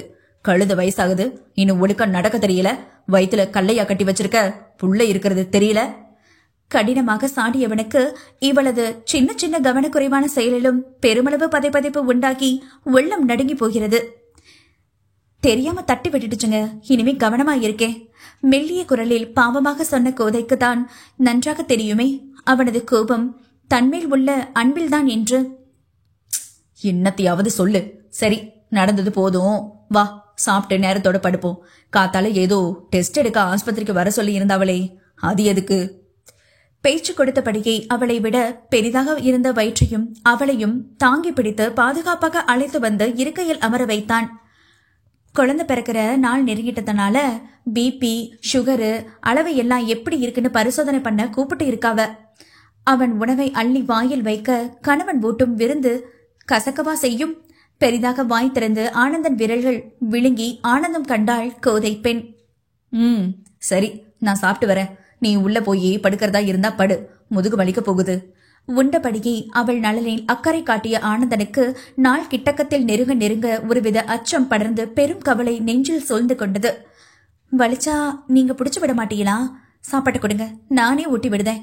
கணவன் மீது ஓவர் டோஸ் காதல் கூடி தட்டை பிடுங்கி தானே அவனுக்கு ஓட்டிவிட தடித்த உதடு மடித்து அவள் மெல்லிய விரலை கவ்வி உணவோடு மென்று விழுங்க கூச்சத்தில் நெளிந்தாள். பிள்ளை உண்டானதை சொல்லாமல் விட்ட கோபம் ஆரம்பத்தில் இருந்தாலும் கோதையின் பயத்தை புரிந்து கொண்டு ஒவ்வொரு நாளும் உள்ளங்கையில் தாங்கி தன் மகவை சுமக்கும் முல்லை கொடியை கண்ணில் வைத்து காத்து வருகிறானே. சில சமயங்களில் பிறவி குணம் வெளிவருவதை தடுக்க முடியாது. இந்த நாயகி, இதுல பழங்க இருக்கு. நீ கோத அமுதா எல்லாரும் ஜூஸ் போட்டு குடிங்க. இந்த பையில பையனுக்கு புது சட்டை துணி இருக்கு. தண்ணீர் நினைச்சு காய வச்சு விட்ட பிறகு போட்டு விடு. வெளியே சென்று வந்த தேவன் மனைவி கைகளில் பையை கொடுக்க கொடுங்க என இன்முகத்துடன் வாங்கிக் கொண்டு செல்ல போனவளை கரம் பற்றி தடுத்தான். ஏய், ஏதாவது என்கிட்ட கேட்கணுமா? எப்போதுமே இப்படி கேட்டிடாதவன் திடீரென கேட்கவே புரியாமல் விழித்தாள். என்னங்க கேட்கணும்? நீங்க தான் எனக்கு தேவையானது எல்லாத்தையுமே வாங்கி கொடுக்கிறீங்களே, வேற என்ன கேட்க?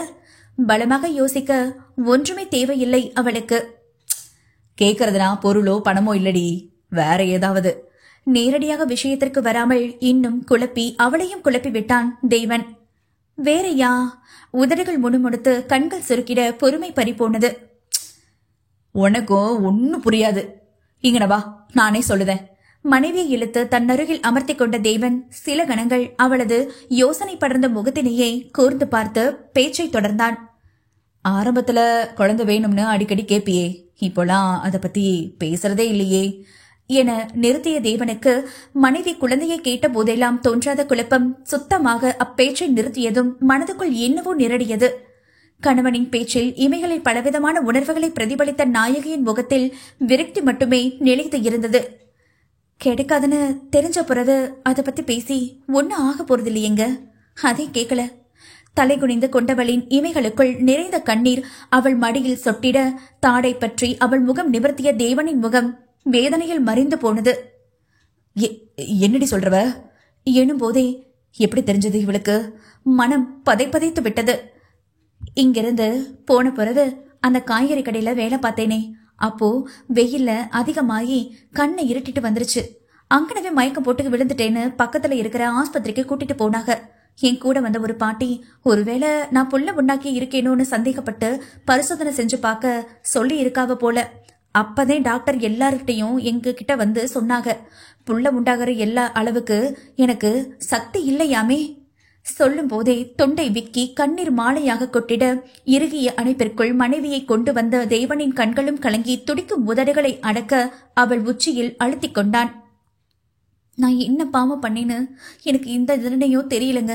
ஆனா நீங்க இந்த ஊருக்காக மக்களுக்காக எம்புட்ட உதவி பண்ணி படியளக்கிற தெய்வமாச்சே, உங்களுக்காக கூட ஒரு குழந்தைய அந்த கடவுள் தந்திருக்க கூடாதா? தன் நெஞ்சில் புதைத்து தேம்பி அழும் மனைவி அப்போது கூட தனக்காக குழந்தை பெற்று கொடுக்க முடியவில்லையே என்ற வருத்தம் கொள்ள ஆண் மனம் நொந்து கொண்டது. அண்ணாதடி, இப்ப என்ன குழந்தை பெத்தா மட்டும்தான் வாழ்க்கை முட்லும் மூடு பெற்று பெறுமா? உனக்காக நான், எனக்காக நீ, இதுனே என்னைக்கு நடந்துரும். குழந்தைகள் எல்லாம் நம்ம வாழ்க்கையோட ஒரு பகுதி மட்டும் தாண்டி. வந்தாலும் சந்தோஷம், இல்லைனாலும் இதோ நீயும் நானும் இப்படியே உன்னோட ஒண்ணு கடைசி வரைக்கும் கட்டிக்கிட்டே கிடப்போம். நான் என்னைக்கும் தெளிவா தாண்டி இருக்கேன். எனக்கு என் நாயை மட்டும் போதும். உனக்கும் இந்த தேவன் மட்டும் போதும்னா இனிமே நீ எதுக்காகவும் கலங்கி ஏங்கிடக்கூடாது. மீறி நீ கலங்கினா எனக்கு உசுறு கலங்கி போகுன்றத எப்பவும் மறந்துடாதடி. அவள் கண்ணீரை துடைத்துவிட்ட தேவன் நெற்றியில் அழுத்தமாக முத்தம் வைக்க கத்தலும் கதறலுமாக கணவன் நெஞ்சில் அழுது தீர்த்த நாயகியின் மனம் கணவனின் மெய்காதலை எண்ணி பிரமித்து போனது. இளமையில் காதல் ஒரு அழகென்றால் காலம் கடந்தாலும் புரிதலில் உண்டாகும் காதல் அழகோ அழகுதான். கோத, ஃபைல எல்லாத்தையும் எடுத்து வச்சிட்டியா? தண்ணி, ஜூஸ், மாதுளம், பழம் உரிச்சு வச்சது, அப்புறம் சாப்பாடு எல்லாமே சரியா இருக்கு. வேற எதுவுமே மறக்கலையே. டாக்டர் ரிப்போர்ட் சரியா இருக்கான்னு ஒரு தடவை பாத்துக்கோ. அங்கன போய் ஏதாவது காணலைன்னா வம்பா போயிடும். கோதையை கேள்வி கேட்டு இவளே அதற்கு பதிலும் சொல்லிக்கொண்டு மருத்துவமனைக்கு அழைத்து செல்லும் படபடப்பில் நாயகி செய்து வைக்கும் லூட்டி எல்லாம் பார்த்திருந்த கோதைக்கு சிரிப்பாக வந்தது. அக்கா, எதுக்கு இம்புட்டு பதட்டம்? பொறுமையா இருங்க. என்னத்த பொறுமையா இருக்க? நானே 4 கிட்டக்கத்துல நெருங்கிடுச்சேன்னு பதுக்குன்னு இருக்க. நீ வேற எதையாவது பேசாத. வா வா, நேரமாச்சு. அவள் கையை பிடித்துக்கொண்டு மெதுவாக அழைத்து செல்ல கோதையின் கண்கள் கரித்து கொண்டு வந்தது. இப்போதெல்லாம் இந்த வீட்டில் எந்த ஒரு குறையும் இல்லை அவளுக்கு. தங்கம் போல தாங்க கணவன், அன்னை போல தாங்க நாயகி, அண்ணன் போல தாங்க தேவன், தங்கை போல அக்கறை காட்ட அமுதா என அனைத்து உறவுகளும் உயர்வாக நின்றது அவள் மனதினில். ஆனாலும் சின்ன சின்ன வருத்தம் அவள் மனதை அழுத்துவதை தடுக்க முடியாமல் தடுமாறுகிறாளே. கணவனின் பழைய வாழ்க்கை ஒரு ஓரமாக இருந்து அவள் இதயத்தை குத்திக் கொண்டே இருப்பதை என்ன செய்து நிறுத்த? பிறக்கப் போகும் குழந்தை பெண்ணாக பிறந்தால் அமுதாவை போல் ஒதுக்கம் காட்டி விடுவார்களோ? முக்கியமாக தன்னை அறவே வெறுத்து ஒதுக்கும் மாமனார் என் குழந்தையை ஏற்றுக்கொள்வாரா? மேலும் பல குழப்பங்கள் மனதை அரித்து கொண்டே இருக்கும். அம்மாவும் குழந்தையும் ரொம்பவே நல்லா இருக்காங்க. எப்ப வேணாலும் டெலிவரி பெயின் வரும். ஒரு 4-5 நாள்ல ஹாஸ்பிட்டல் அட்மிட் ஆனா சரியா இருக்கும். இப்பக்கம் நாயகி, அப்பக்கம் ஆனந்தபாலன், நடுவில் கோதை என உன்னிப்பாக மருத்துவர் சொன்னதை கேட்டுக்கொண்டு வீடு திரும்பிய 2 நாளில் கோதைக்கு வலி வந்துவிட்டது. கண்ணீர் காணாத ஆனந்தபாலனின் கண்கள் கலங்கி மனைவியின் ஒவ்வொரு அலறல் சத்தத்திற்கும் மாண்டு மாண்டு மீண்டவனுக்கு வீறிட்டு அழுத குழந்தையின் மழலை சத்தம் கேட்டு சப்த நாடியும் ஒடுங்கி கற்சிலையாகி நின்றான். சார், பெண் குழந்தை பிறந்திருக்கு. பட்டு ரோஜாவை மெல்லிய துணியில் சுற்றி தாதி எடுத்து வர கரங்கள் நடுங்க மழலையை வாங்கிய தடுமாறியவனை கண்டு வேகமாக ஓடி வந்த நாயகி கண்ணீரோடு வாங்கி நெஞ்சோடு அணைத்துக் கொண்டாள். கோதை எப்படி இருக்கா? கண்கள் அவன் மகவை வெறிக்க உள்ளம் மனைவி நன்றாக இருக்கிறாளா என்று அடித்துக் கொண்டது. அது சார், டாக்டர் சொல்லுவாங்க என நகர்ந்துவிட பின்னாலே மருத்துவரும் வந்தார். ஒருவித பதட்ட முகத்துடன் அவர் முகத்தை பார்த்தே அனைவர் நெஞ்சும் திக் திக் என்றது. டாக்டர், கோதை எப்படி இருக்கா என்றதும் மருத்துவர் கூறிய பதிலை கேட்டதுதான் தாமதம். மருத்துவமனையை கத்தல் கதறலில் கதிகலங்கி விட்டது. பெயின் ஓவராகி லாஸ்ட் டைம்ல அவங்களுக்கு பிக்ஸ் வந்து உயிருக்கே ரொம்ப கிரிட்டிக்கலா மாறிடுச்சு சார். குழந்தைய உயிரோட காப்பாத்தினது ரொம்ப பெரிய விஷயமா போச்சு. Sorry to say this. கடைசியா ஒரு முறை எல்லாரும் அவங்கள பாத்துக்கோங்க. மருத்துவர் கையை வெறித்திட கோத அடித்து பிடித்து பெரும் அலறலோடு ஓடி வந்த கணவனை வலி நிறைந்து பார்த்தவளின் கண்ணீர் மின்னிய கண்களை கண்டு செத்தே போனான் ஆடவன். ஐயோ, என் குழந்தை பெத்து நல்லபடியா என்கிட்ட வரேன்னு சொன்னியே. டாக்டர் என்னென்னவோ சொல்லிட்டு போறாங்கடி. பயமா இருக்கு கோத, எனக்கு ஏமாத்திடாம வந்துடு. சோர்ந்து சுருங்கும் கண்களை கடினப்பட்டு திறந்து வைத்து கணவனை நோக்கி விரக்தி சிரிப்பை சிந்த ஆனந்த பாலனின் கதறல் சத்தம் கோதை நெஞ்சையை உலுக்கி போட்டது. முடியலங்க. ஒற்றை வார்த்தைக்கு நெஞ்சை அடைத்து சாவின் வெளிக்கு சென்றாள். ஏய் கோத, பயமுறுத்தாதடி. எனக்கு நீ வேணும். தயவு செஞ்சு வந்துடுமா.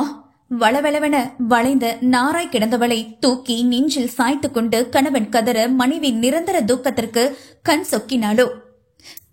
பொம்பளை பிள்ளையா? வார்த்தையே வரவில்லை. மூச்சு அடைத்தது. என்றான் சூடான கண்ணீர் அவள் முகத்தில் தெரிக்க. பொம்பளை பிள்ளைதானேன்னு ஒதுக்கிடாம உங்க எல்லாரோட பாசத்தையும் கொட்டி தைரியமான பொண்ணா வளர்த்தி நல்லா படிக்க வச்சு வளர்த்தி வச்சிருங்க. வளர்த்துருவீங்க தானே? வளர்த்துட வேண்டி. கண்ணீர் குரல் நடுங்கியது. நான் இல்லைன்னு திரும்பவும் குடிச்சு கண்டவகிட்ட போக கூடாது. போக மாட்டியதானே? உன் மேல சத்தியம் போக மாட்டேன். நீ வந்துடுடி, என்கிட்ட வந்துடுடி. அவள் வாடிய முகத்தை தூக்கி கண்ணீர் முத்தமிட்டு துடித்து அழுதான். நான் விட்ட சாபம் எனக்கு எதிரா திரும்பம்னு தெரிஞ்சிருந்தா வாயவே திறந்திருக்க மாட்டேங்க. நீங்க கதறி துடிக்கிறதை என்னால தாங்க முடியல. கண்ணீரோடு உடல் வெட்டியவளை இறுக அணைத்து எச்சில் ஒழுக கத்தி இரும்பு கட்டில் முனையில் தானே தன் கையினை பலமாக அடித்துக் கொண்டான். கேட்க நாதி இல்லைன்னு ஒரு பொண்ணோட உணர்வுகளை துச்சமாக்கி இக்கட்டான நிலையில நிறுத்தி என் உடம்ப வதைக்கிறதா நினைச்சு என் மனசை கொடூரமா கொண்டு இப்படி மோசமா நடந்துக்கிற உங்களுக்கு என்னைக்காவது ஒரு நாள் நிச்சயமா அந்த கடவுள் கொடுமையான தண்டனையை கொடுப்பான். அன்னைக்கு நீங்க என்ன மன்னிப்பு கேட்டு வேண்டி கண்ணீர் விட்டாலும் கதறினாலும் யார் வந்து ஆறுதல் சொன்னாலும் அந்த மோசமான தண்டனையில் இருந்து வெளிவர முடியாம துடிச்சு போவீங்க. இது இந்த அவளையோட சத்தியம். அன்று கோபத்தில் கண்ணகையாக மாறி கண்ணீரோடு உதிர்த்த கொடூர சாபம் தாமாகவே மாறி தானே தன் கணவனை இத்தனை தூரம் வதைத்து துடிக்க வைப்போம் என தெரிந்திருந்தால் அன்றே மாண்டு இருப்பாளோ மங்கை. எல்லாம் என்னால தாண்டி. நான் ஒழுங்கா இருந்திருந்தனா நீ ஏன் அப்படி பேசி இருக்க போற? எதுவும் வேணாண்டி, யாரும் வேணாண்டி, நீ ஒருத்தி போதும். தயவு செஞ்சு என்னை விட்டு போகாத கோத. இப்பதான் நான் உன் கூட சந்தோஷமா வாழவே ஆரம்பிச்சிருக்கேன். அதுக்குள்ள என்னையும் உசுரோட கொண்டுட்டு நீயும் செத்துடாத கோத. ஏய் கோத, இது வரைக்கும் நான் பண்ண தப்புக்கெல்லாம் உன் காலில விழுந்து கூட மன்னிப்பு கேட்கிறேன்டி. என்கிட்ட வந்துடுமா? எக்கி அவள் பாதங்களை தூக்கி முகத்தில் பதித்துக் கொண்டு கட்டான ஆண் காலை தேம்பி தேம்பி அழ அங்கிருந்த அனைவரின் கண்களும் துக்க கண்ணீரில் ஆழ்ந்து தாங்க முடியாத வேதனையில் துடித்து போயினர். கணவனின் கண்ணீரை அதற்கு மேலும் கண்கொண்டு பார்க்க முடியாத கோதையின் கண்கள் மேல் நோக்கி சொருகி உடல் தூக்கி வாரி போட நடுங்கும் கரத்தால் கணவன் தலையினை மெல்ல வருடியபடியே நாயகியின் கையில் குட்டியாக உறங்கிக் கொண்டிருந்த தன் மகவை கண்ணீரோடு பார்த்தாள். கோத கோத, ஏய் சாவடிச்சு போட்டுருவேன்டி. அதே மன்னிப்பு கேட்டு போட்ட என்னடி, இன்னும் எதுக்குடி பயம் காட்டுற? வேணா கோத, எனக்கு அந்த கொடுமையான தண்டனையை மட்டும் கொடுத்துட்டு போயிடாத, தாங்க மாட்டேன்டி. அவள் நெஞ்சோடு புதைந்து கதறி துடித்த கணவனின் கண்ணீரை காண முடியாத தேவதை தன் இதய துடிப்பை அக்தை நிறுத்தி விட்டாளோ? திறந்திருந்த கண்களில் கண்ணீர் தேங்கி நிற்க பெண்ணிதழோ கணவனின் நெற்றியில் தனது கடைசி முத்திரையை பதித்துக் கொண்டிருந்தது. ஐயோ கோத, எங்களெல்லாம் விட்டுட்டு போயிட்டியேடி. நாயகி மாறிலும் தலையிலும் அடித்துக்கொண்டு கத்தி அழுத சத்தத்தில் தெரித்த பார்வையால் தலை தூக்கி பார்த்தான். மகராசியின் கடைசி சொட்டு கண்ணீர் அப்போதே பக்கவாட்டில் விழ உயிரற்ற கூடாக மாறியும் தன்னையே நோக்கிய அவள் பூ விழிகளை உள்ளங்கை நடுநடுங்கிய மூடிய ஆனந்த பாலன் உயிரோடு ஜீவன் பிரிந்து போனானே. அன்னவன் தாங்கி பிடித்தான் ஆனந்தனின் பலம் இழந்த உடலை. பிறந்த பச்சில மொட்ட தந்தையின் மடியில் கைசப்பி தவள சிவப்பு நிறப்பட்டில் வில்லை அளவு நெற்றி குங்கும பொட்டிட்டு உச்சி குங்குமம் மிளிர்ந்து தலை நிறைய மல்லிப்பூ மணக்க தங்கத்தாளின் நெஞ்சில் குத்திட்டு ஊதுபத்தி மனம் கமல தீர்க்க சுமங்கலியாய் ரோஜா மாலைக்குள் அலங்கரிக்கப்பட்ட பொம்மை போல் கண்மூடி படுத்திருந்த மனைவியை சுற்றியும் ஒரே அழுகை குரல். அம்புட்டு சொல்லியும் என்னை ஏமாத்திட்டு போயிட்டடி. வீங்கிய முகம் பரிதவித்து உதடுகள் முணுமுணுக்க மனைவி படுத்திருந்த திசையையே கண் கொட்டாமல் வெறித்தான். மகள் இறந்து போன செய்தி கேட்டு பெருத்த அழுகையோடு ஓடி வந்த செல்வி, படுபாவி படுபாவி, என் பொண்ணை ஏமாத்தி அவளை ஒரடிய சாவடிச்சு போயிட்டேடா. நீ எல்லாம் நல்லா இருப்பியா? நாசமாதா போவ. ஐயோ கடவுளே, என் பெத்த வயிறு எரியுதே. ஏற்கனவே செத்தவனை மேலும் மேலும் வார்த்தையால் குத்தி சாகடித்தவள் அவன் மூலமாக வந்த குழந்தையின் முகத்தை கூட பாராமல் அதற்கும் சேர்த்தே பல சாபங்களை வாரி இறைத்துவிட்டு கண்ணீரோடு செல்ல எதையும் காதில் வாங்கும் திறனற்றவனாய் கண்ணீர் தேங்க அமர்ந்திருந்த ஆனந்தன் பார்வையை மட்டும் அவளிடமே வைத்திருந்தான். இதோ இன்னும் சற்று நேரத்தில் அவள் உடலும் கருகி சாம்பலாக காத்திருக்க கரம் நடுங்க தீப்பந்தத்தை கையில் வாங்கிய நொடி, ஐயோ எம்மாடி, தீப்பட்டா தாங்குவியாடி என் தங்கமே. ஆனந்தன் அழுகையில் ஊரே கண்ணீர் விட்டது. உன்னை போல பூ போல பாத்துக்க நினைச்சேனே, இப்படி தீ வச்சு கருக்கிற தண்டனையை ஏண்டி இந்த பாவிக்கு தந்த? ஜகஜோதியாய் எரியும் அவள் பூவுடலை கண்டு நெஞ்சில் அடித்துக் கொண்டு மண்ணில் புரண்டு கதறியவனை கனத்த மனதுடன் அங்கிருந்து அழைத்து சென்றான் அமரதேவன். கோபத்தில் விட்ட வீரியம் மிகுந்த வார்த்தையே தங்கள் வாழ்க்கையில் சாபமாக மாறி தன் குடும்பத்தையே நிலைகுலைய வைக்கும் என முன்கூட்டியே தெரியாமல் போனதோ அந்த புண்ணியவதிக்கு. இதோ அவள் ஈன்றெடுத்த பச்சிலம் அவள் ஜாடையில். அன்னை இறந்தது தெரியாமல் தந்தையின் நெஞ்சை முட்டி பசிக்கு அமுதம் கேட்டு வீறிட்டு அழுக குனிந்து பார்த்தவன் கண்களும் குட்டி மகளைக் கண்டு தேகம் குலுங்க கண்ணீர் வடித்தது. பெண்ணை உதாசீனம் செய்த தவறுகளுக்கு ஒட்டுமொத்தமாக சேர்த்து நிரந்தர அகிம்சை வழி தண்டனையை கொடுத்து சென்றாலோ? பெண்ணை மதிக்க தெரியாதவன் மண்ணுக்கு சமம். பெண் பிள்ளை பெற்று அவன் கையிலே கொடுத்து ஆனந்தனை மனிதனாக்கி சென்றாலோ? ஆரம்பத்தில் அவள் உணர்வுகளை வதைத்த பாவத்திற்கு அவளின்றி உயிர் வதை கண்டான். பெண்களுக்கு மன வலிமை அதிகம், கணவன் இருந்தாலும் இல்லை என்றாலும் தன் நம்பிக்கையை மட்டுமே சார்ந்து வாழ்ந்திட முடியும். ஆனால் மனைவியை நேசித்து இழந்த ஒவ்வொரு கணவன்மார்களும் கைஒடிந்த மரப்பாச்சி பொம்மைகளே. அவள் நினைவுகள் கூட அகிம்சையாய் வதைத்து உயிருடன் வாழும் போதே நரகத்தை அனுபவிக்கும் கொடுமையை அவர்களே அறிவர். இனி விரும்பியே அவள் நினைவுகளை சுமந்து இன்பவதைப்படுவான், மகளை வளர்த்த வேண்டிய கட்டாயத்தில். பிழையின் ரணமே பகுதி 2 மீண்டும் சந்திப்போம். ஆதரவளித்த அன்பர்களுக்கு இந்துவின் நெஞ்சார்ந்த நன்றிகள். என்னங்க, கதை உங்களுக்கு பிடிச்சிருந்ததா? கண்டிப்பா பிடிக்கும்னு நினைக்கிறேன். பிடிச்சிருந்தா மறக்காம லைக் பண்ணுங்க, கமெண்ட் பாக்ஸ்ல கமெண்ட் பண்ணுங்க, ஷேர் பண்ணுங்க. மீண்டும் இன்னொரு கதையுடன் உங்களை சந்திக்கும் உங்கள் சாரா.